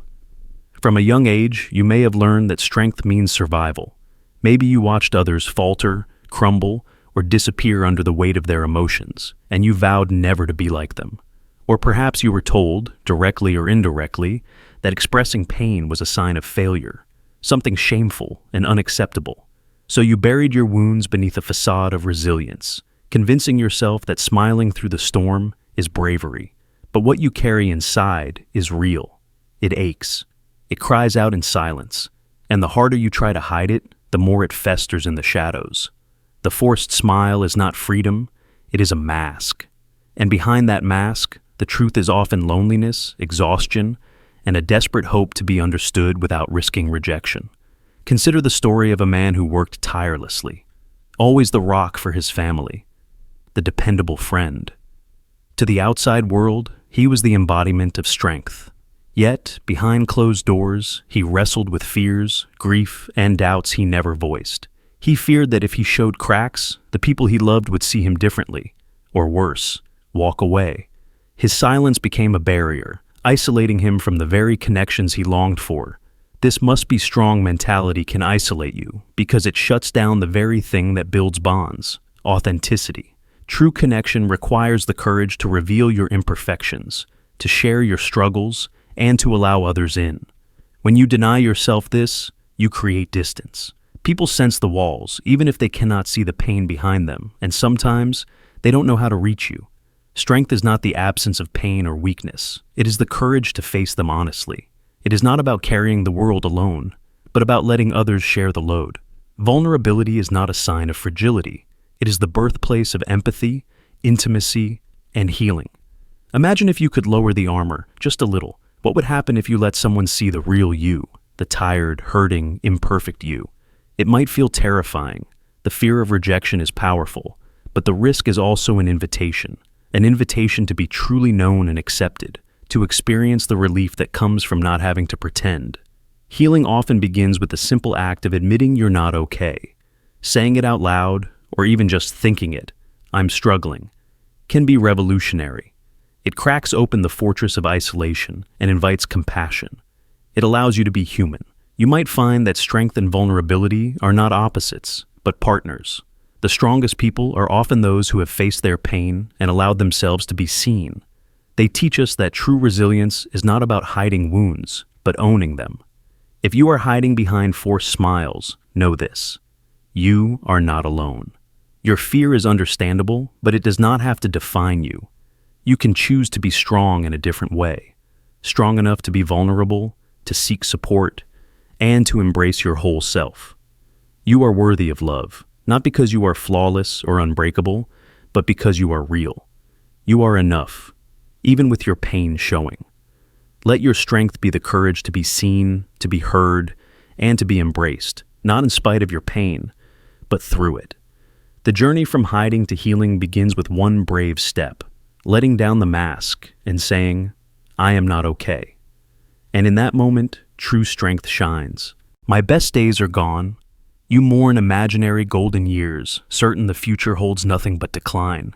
This belief, rooted in nostalgia and fear, traps you in a shadowed prison of your own making, where the past glows with an unreal brilliance and the future fades into bleakness before it even arrives. But what if the best days are not behind you? What if the story you tell yourself is a distortion, a narrative shaped by loss and longing rather than truth? We all have moments in life that shine brighter than others. A time of youth, success, or happiness we cling to like a lifeline. Yet, idealizing these moments turns them into unreachable idols, perfect and untouchable, while the present becomes dull and the future frightening. This is the sorrow of longing for a past that no longer exists, blinding you to the potential of what is yet to come. Mourning your best days as gone forever is a form of self-defeat. It convinces you that life is a downward slope, a slow decay toward irrelevance and emptiness. This mindset is corrosive because it saps your motivation, your joy, and your ability to dream anew. It closes the door before you have even tried to open it. But life is not a line with a fixed peak and an inevitable decline. It is a cycle, a rhythm of seasons that ebb and flow. There are springs of renewal, summers of passion, autumns of reflection, and even winters that hold their own quiet beauty. The future is not predetermined by your past. It is shaped by the choices you make now, by the courage to hope and the willingness to act. Consider those who found their greatest purpose later in life. Artists, leaders, or thinkers who bloomed when others believed their time had passed. Their stories prove that the best days can come unexpectedly, fueled by new passions, relationships, or insights. The human spirit is resilient, endlessly capable of growth and transformation. The belief that the future holds only decline is often rooted in fear of aging, of loss, of irrelevance. But fear is not prophecy. It is a feeling, not a fact. When you recognize this, you gain the power to rewrite your narrative. Instead of mourning what was, you can cultivate what can be. You might ask yourself, what would it mean to believe your best days are ahead? How would you live differently if you embrace the possibility of joy, success, and meaning in every season? What small steps can you take to invite new light into your life? Your story is still being written. The pages ahead are blank, waiting for your courage, your creativity, and your openness to fill them. The best days are not a distant memory. They are moments you can create, beginning right now. Let go of the myth of lost golden years. Release the grip of nostalgia that dims your present and clouds your future. Embrace the ever-changing flow of life, with all its challenges and surprises. Your best days are not gone. They are alive in every breath you take, every choice you make, and every moment you dare to hope. The future is a vast landscape of possibility. Step into it with an open heart and watch as new dawns unfold before you. If I fail, I am nothing. You equate outcomes with your identity, as if mistakes erase your humanity. The moment failure touches your life, you feel yourself unraveling, as though your very essence depends on success. This is a silent, brutal narrative whispered beneath your breath. If I fail, I am nothing. No room for error, no space for vulnerability, only a relentless pursuit of perfection, or the crushing weight of worthlessness. This belief is a prison built from fear, shame, and a profound misunderstanding of what it means to be human. You live as if your value hinges on the tally of your wins and losses, your achievements and setbacks. When you succeed, you cling to the feeling that you matter, that you are worthy. But when you stumble, you're swallowed by the terrifying void where identity dissolves and self-worth evaporates. Why do we fall into this trap? Because society often measures worth in results. From childhood, we are taught to win, to be the best, to avoid failure at all costs. Grades, accolades, applause, they become the currency of value. Failure is framed as a flaw, a mark of weakness, a sign that you don't belong. You internalize these messages until they become the lens through which you see yourself. Consider the young athlete who trains tirelessly, dreaming of victory. A single loss feels like a death sentence to their identity. They think, if I'm not winning, I'm nothing. The pain of failure is not just about losing a game, it is about losing themselves. The same is true for the artist whose work is rejected, the student who fails a test, the professional who misses a promotion. The mistake feels like a wound that cuts deeper than the moment. It slices through the very fabric of who they believe they are. But this is a lie. Failure is not an eraser of identity, it is a brushstroke in the masterpiece of becoming. It is a signal of growth, a teacher wrapped in discomfort. The greatest human stories of invention, courage, resilience are filled with failure. Thomas Edison failed thousands of times before inventing the light bulb. J.K. Rowling faced rejection after rejection before Harry Potter found a publisher. Each failure was not a marker of nothingness, but a stepping stone toward greatness. The problem is that when you tie your identity to outcomes, you become a hostage to your successes and failures. Your self-worth becomes volatile, swinging wildly with every win and loss. This instability breeds anxiety, perfectionism, and fear. You stop experimenting, stop taking risks, and stop being authentic because the stakes feel too high. The possibility of failure becomes paralyzing. Imagine a tightrope walker who fears falling so much that they freeze mid-step. Their fear immobilizes them, preventing progress. But what if they understood that falling is part of learning balance? What if failure was seen not as the end, but as part of the journey? You are like that tightrope walker, afraid to step because the cost of failure feels like losing yourself. But falling does not erase who you are. It teaches you how to rise. Your humanity is not defined by flawless performance. It is found in your courage to try, your willingness to be imperfect, your resilience in the face of setbacks. Every mistake you make is proof that you are living, learning, and evolving. It is an act of bravery to face failure without surrendering your worth. Let's look at Maya, a woman who built her identity around being perfect at work. When a project failed, she felt crushed, convinced she was worthless. She spiraled into self-doubt and depression, unable to separate her sense of self from the outcome. It took years of therapy, self-compassion, and unlearning toxic beliefs before she could accept that failure did not define her. Today, she embraces mistakes as opportunities, and her identity is rooted in her intrinsic worth, not external validation. This shift is not easy. It requires dismantling lifelong narratives and building new ones rooted in unconditional self-acceptance. It demands you meet yourself with kindness when you falter, and remind yourself that your value is inherent, not contingent on achievement. When you break free from the myth that failure makes you nothing, you unlock freedom. Freedom to pursue passions without fear, to speak your truth without hesitation, to live fully without the shackles of perfectionism. You become whole not because you are flawless, but because you are real. So, the next time failure knocks on your door, answer it with compassion. Look it in the eye and say, "You do not define me." Your worth is a constant, a flame that burns regardless of the winds of success or failure. You are more than your mistakes. You are more than your outcomes. If you believe you are nothing when you fail, you deny the very essence of being human, a creature who learns, adapts, and grows through imperfection. Let this be the moment you rewrite your story, the moment you claim your worth beyond results. My mind is my enemy. You live inside a battlefield, a war waged not in the streets or distant lands, but within the labyrinth of your own mind.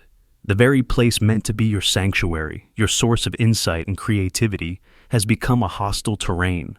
You believe your thoughts are enemies, dangerous intruders that must be silenced, suppressed, or controlled at all costs.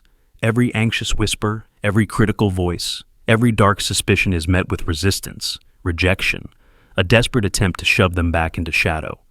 But what if this struggle is the source of your suffering? What if the enemy you fight is not your mind itself, but your refusal to understand it? The mind is a wild landscape, complex, chaotic, and sometimes contradictory. Thoughts arise unbidden, sometimes kind and hopeful, sometimes harsh and unforgiving. It's natural to recoil from painful or disturbing thoughts. You might tell yourself, "I must not think this," or "If I just ignore it, it will go away."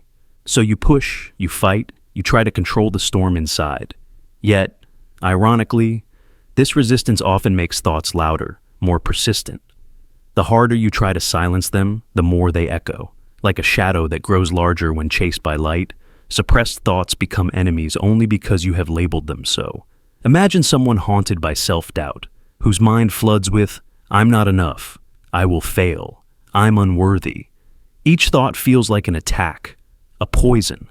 They respond by trying to block these voices, to drown them in distraction or denial. But these thoughts don't vanish. They shape behavior, avoidance, anxiety, self-sabotage. The mind becomes a prison guarded by fear. Or consider the person plagued by intrusive memories or fears, ghosts of past trauma or imagined futures. They wish to erase these mental intrusions, seeing them as enemies rather than signals. But these thoughts carry messages. Unspoken wounds, unmet needs, unresolved pain. They beg for attention, for understanding. Why does this happen? The mind's job is to process experience, to warn, to analyze, to protect. Thoughts are the language it uses. When you suppress this language, you cut off dialogue with yourself. The mind rebels, repeating the message louder until it is heard. Psychologists call this the paradox of thought suppression. Trying not to think about something makes you think about it even more. It is like telling yourself, "Don't think of a pink elephant." And suddenly, that elephant stomps through your mind, impossible to ignore. True peace does not come from fighting the mind, but from befriending it, from curiosity, compassion, and understanding. When you lean into uncomfortable thoughts rather than fleeing, you begin to unravel their meaning. You discover what fears or beliefs lie beneath the noise. Mindfulness practices teach this, observing thoughts as clouds passing in the sky, not permanent fixtures. They are phenomena arising and dissolving, not truths carved in stone. When you watch without judgment, the mind loses its power to terrorize. Look at those who have transformed their relationship with their minds. Artists, thinkers, meditators, survivors of mental struggle. They did not conquer their minds by force. They listened. They learned. They embraced paradox and complexity. They found that the enemy was often a misunderstood part of themselves, crying out for acceptance. Your mind is not your enemy. It is a complex ally, sometimes misguided, sometimes wounded, but always part of you. Suppression cuts you off from growth, healing, and wholeness. Understanding opens doors to freedom. So, when thoughts arise that frighten you, don't fight. Instead, lean in gently. Ask, "What are you trying to tell me? What fear hides behind this voice? How can I hold this part of myself with kindness?" This is not weakness. It is radical strength. It is the courage to sit with discomfort, to see the shadow without becoming it, and to invite healing into the fractured parts of your mind. The battle ends not with weapons, but with wisdom. Your mind, once feared, becomes a guide. The enemy dissolves into a teacher. Choose to understand, not suppress. Choose to befriend your mind. In that choice lies your liberation. I must always give. You believe self-sacrifice is noble even as it hollows you out, leaving nothing for yourself. This conviction, woven deep into your identity, masquerades as virtue, an admirable devotion to others, that demands you put their needs before your own, no matter the cost. Yet, beneath this veneer of nobility lies a quiet erosion, the gradual depletion of your energy, joy, and sense of self. The relentless giving without receiving is not strength. It is a slow surrender that drains your spirit and fractures your boundaries. From an early age, many of us internalize messages that equate self-worth with sacrifice. Whether through family dynamics, cultural expectations, or societal roles, the idea that to love or to be valued means to give endlessly becomes ingrained. You learn to prioritize others so completely that your own needs become invisible or unjustified. This martyrdom is often praised and rewarded, reinforcing the pattern. Yet, it creates a hidden wound beneath the surface. The problem is that giving without balance is unsustainable. Imagine a well that never refills. Eventually, it runs dry. When you pour all your time, energy, and compassion into others without replenishing yourself, you experience exhaustion, resentment, and emptiness. You may still feel compelled to give, driven by guilt or fear of rejection, even as your spirit cries out for rest. Consider the story of Arjun, a devoted caregiver who spends every waking moment supporting his family and friends. He believes that sacrificing his own dreams and desires is the ultimate expression of love. Yet, over time, Arjun feels hollow, disconnected from himself, and resentful beneath his patient exterior. His selflessness, while noble, becomes a prison that isolates him from his own needs and happiness. This mindset also obscures the truth that healthy giving arises from abundance, not depletion. When you nurture yourself, physically, emotionally, spiritually, you cultivate a reservoir of strength that fuels your generosity. Giving then becomes a choice made from fullness, not obligation or scarcity. It transforms from self-sacrifice to self-care extended outward. Breaking free from the "I must always give" belief requires courage to reclaim your own worth and boundaries. It begins with honest self-reflection, recognizing when giving drains rather than nourishes you. Notice the feelings of fatigue, frustration, or invisibility that accompany relentless sacrifice. These are signals, not signs of failure. Next, practice saying no. Setting limits is not selfish, it is essential. You deserve to protect your energy and time. Learning to balance your needs with those of others creates space for authentic connection and sustainable generosity. Also, cultivate self-compassion. Treat yourself with the same kindness you offer others. Honor your desires, rest when needed, and pursue joy unapologetically. Remember, you cannot pour from an empty cup. Finally, reframe your understanding of giving. True generosity flows naturally when you are whole and grounded. It is not a debt to be paid, but a gift freely offered. When you embrace this, you become a source of light, not a flickering candle burning at both ends. You are worthy of care, not only from others, but from yourself. Your needs matter just as much as those you support. Reclaim your fullness, honor your limits, and give from a place of abundance. This is not only noble, it is essential for a vibrant, balanced life. I have to be liked. There is a silent contract you make with the world. To be liked, you must become what others want you to be. You trade pieces of yourself, your truth, your quirks, your honest thoughts, for a fragile currency called approval. This trade feels necessary because the fear that honesty will cost you connection is so immense it shapes every word you speak, every gesture you make. But in this pursuit of being liked, you lose something far more precious: your authenticity. From a young age, you may have learned that love and acceptance come with conditions. Perhaps you were praised for being agreeable, quiet, or perfect, but punished or rejected when you were different or honest about your feelings. So you mastered the art of masking, of saying what others wanted to hear, of shrinking yourself to fit into spaces that were never quite made for you. This fear, that if you show who you really are, people will leave, is a powerful force. It creates a prison built of smiles and polite nods, but empty inside. You might find yourself silencing your opinions, hiding your struggles, or pretending to be someone you are not, all to avoid conflict, judgment, or rejection.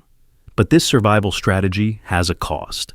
When you sacrifice authenticity for approval, you disconnect from yourself. Your inner world becomes a secret garden locked away, guarded from the eyes of the world.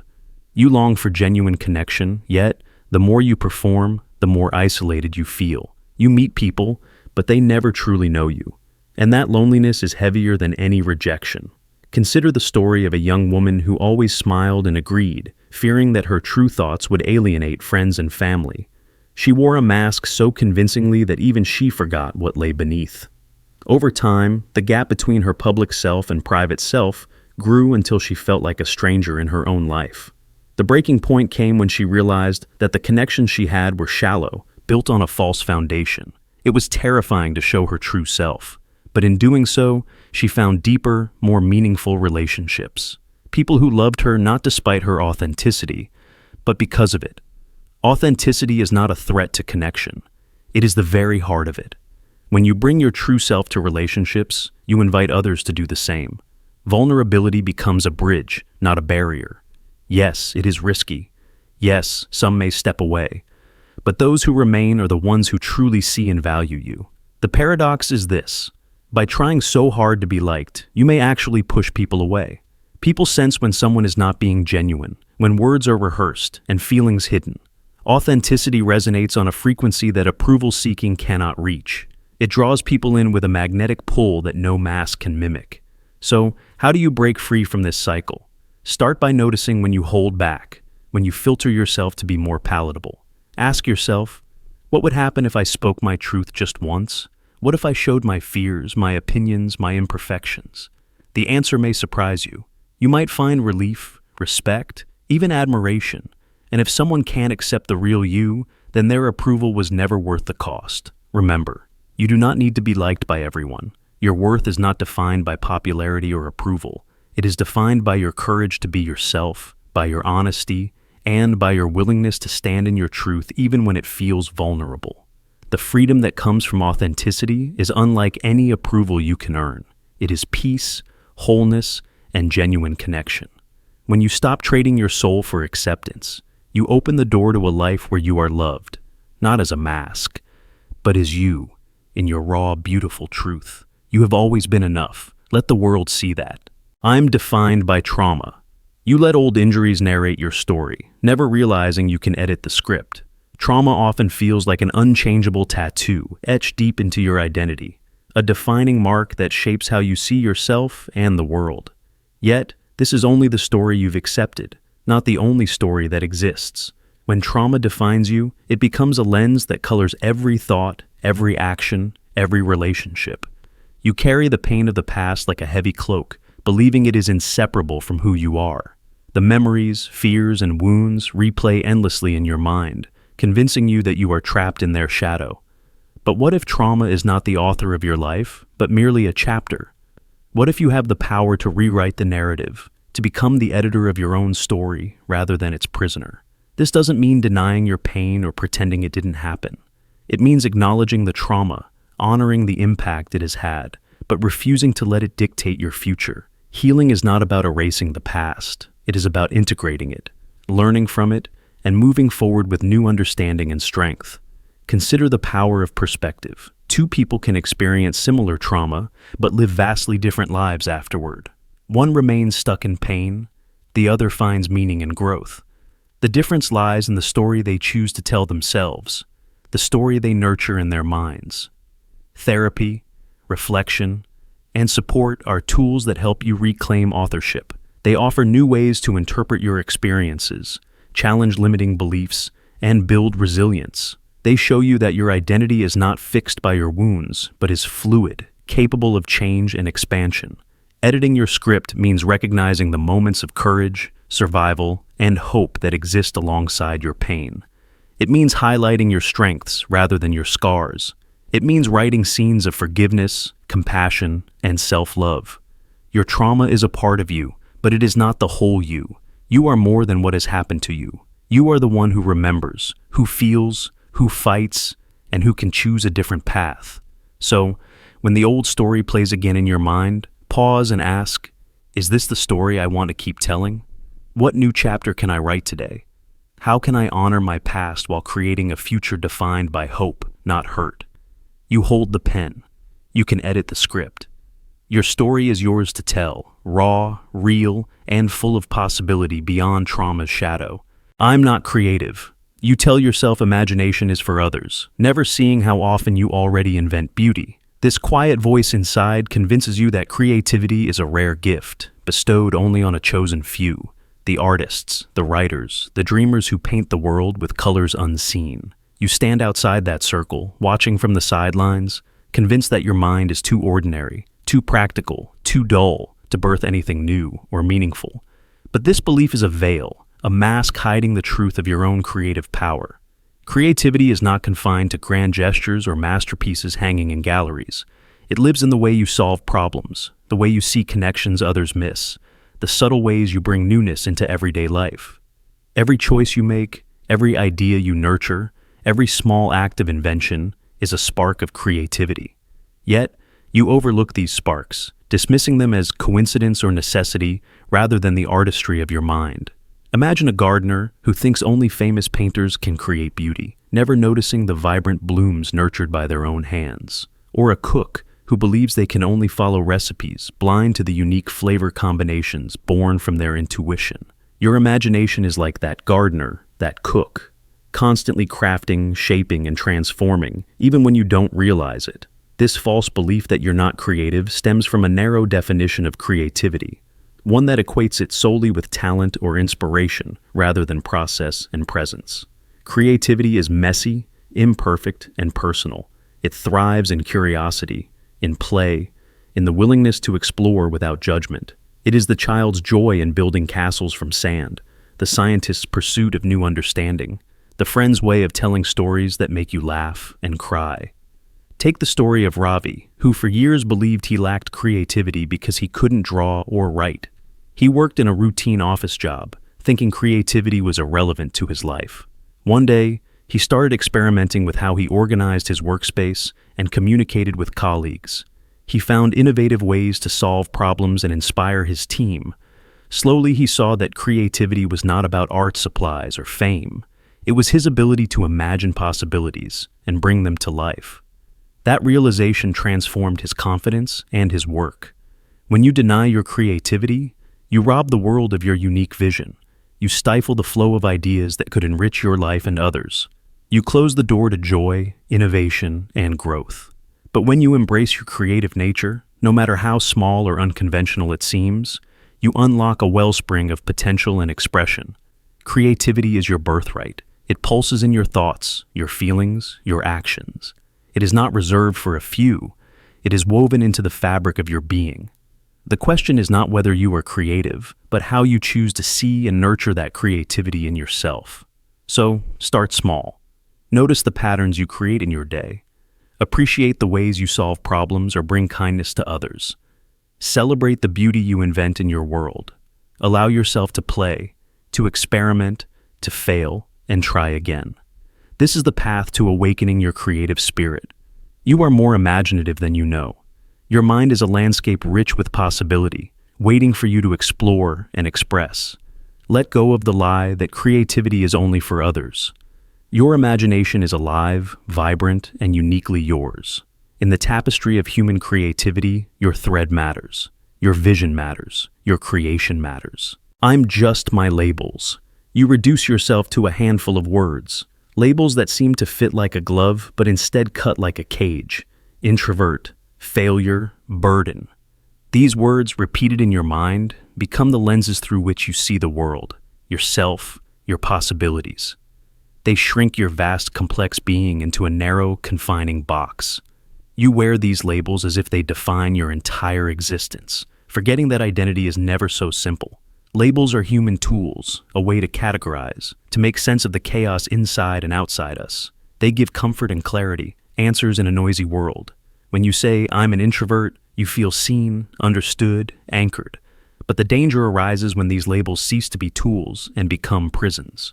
When introvert means you cannot enjoy company, or failure means you can never succeed, or burden means you must hide away. You forget that you are not your labels. You are a fluid, evolving story with layers that no few words can capture. Yet, every time you repeat these self-definitions, you reinforce the boundaries.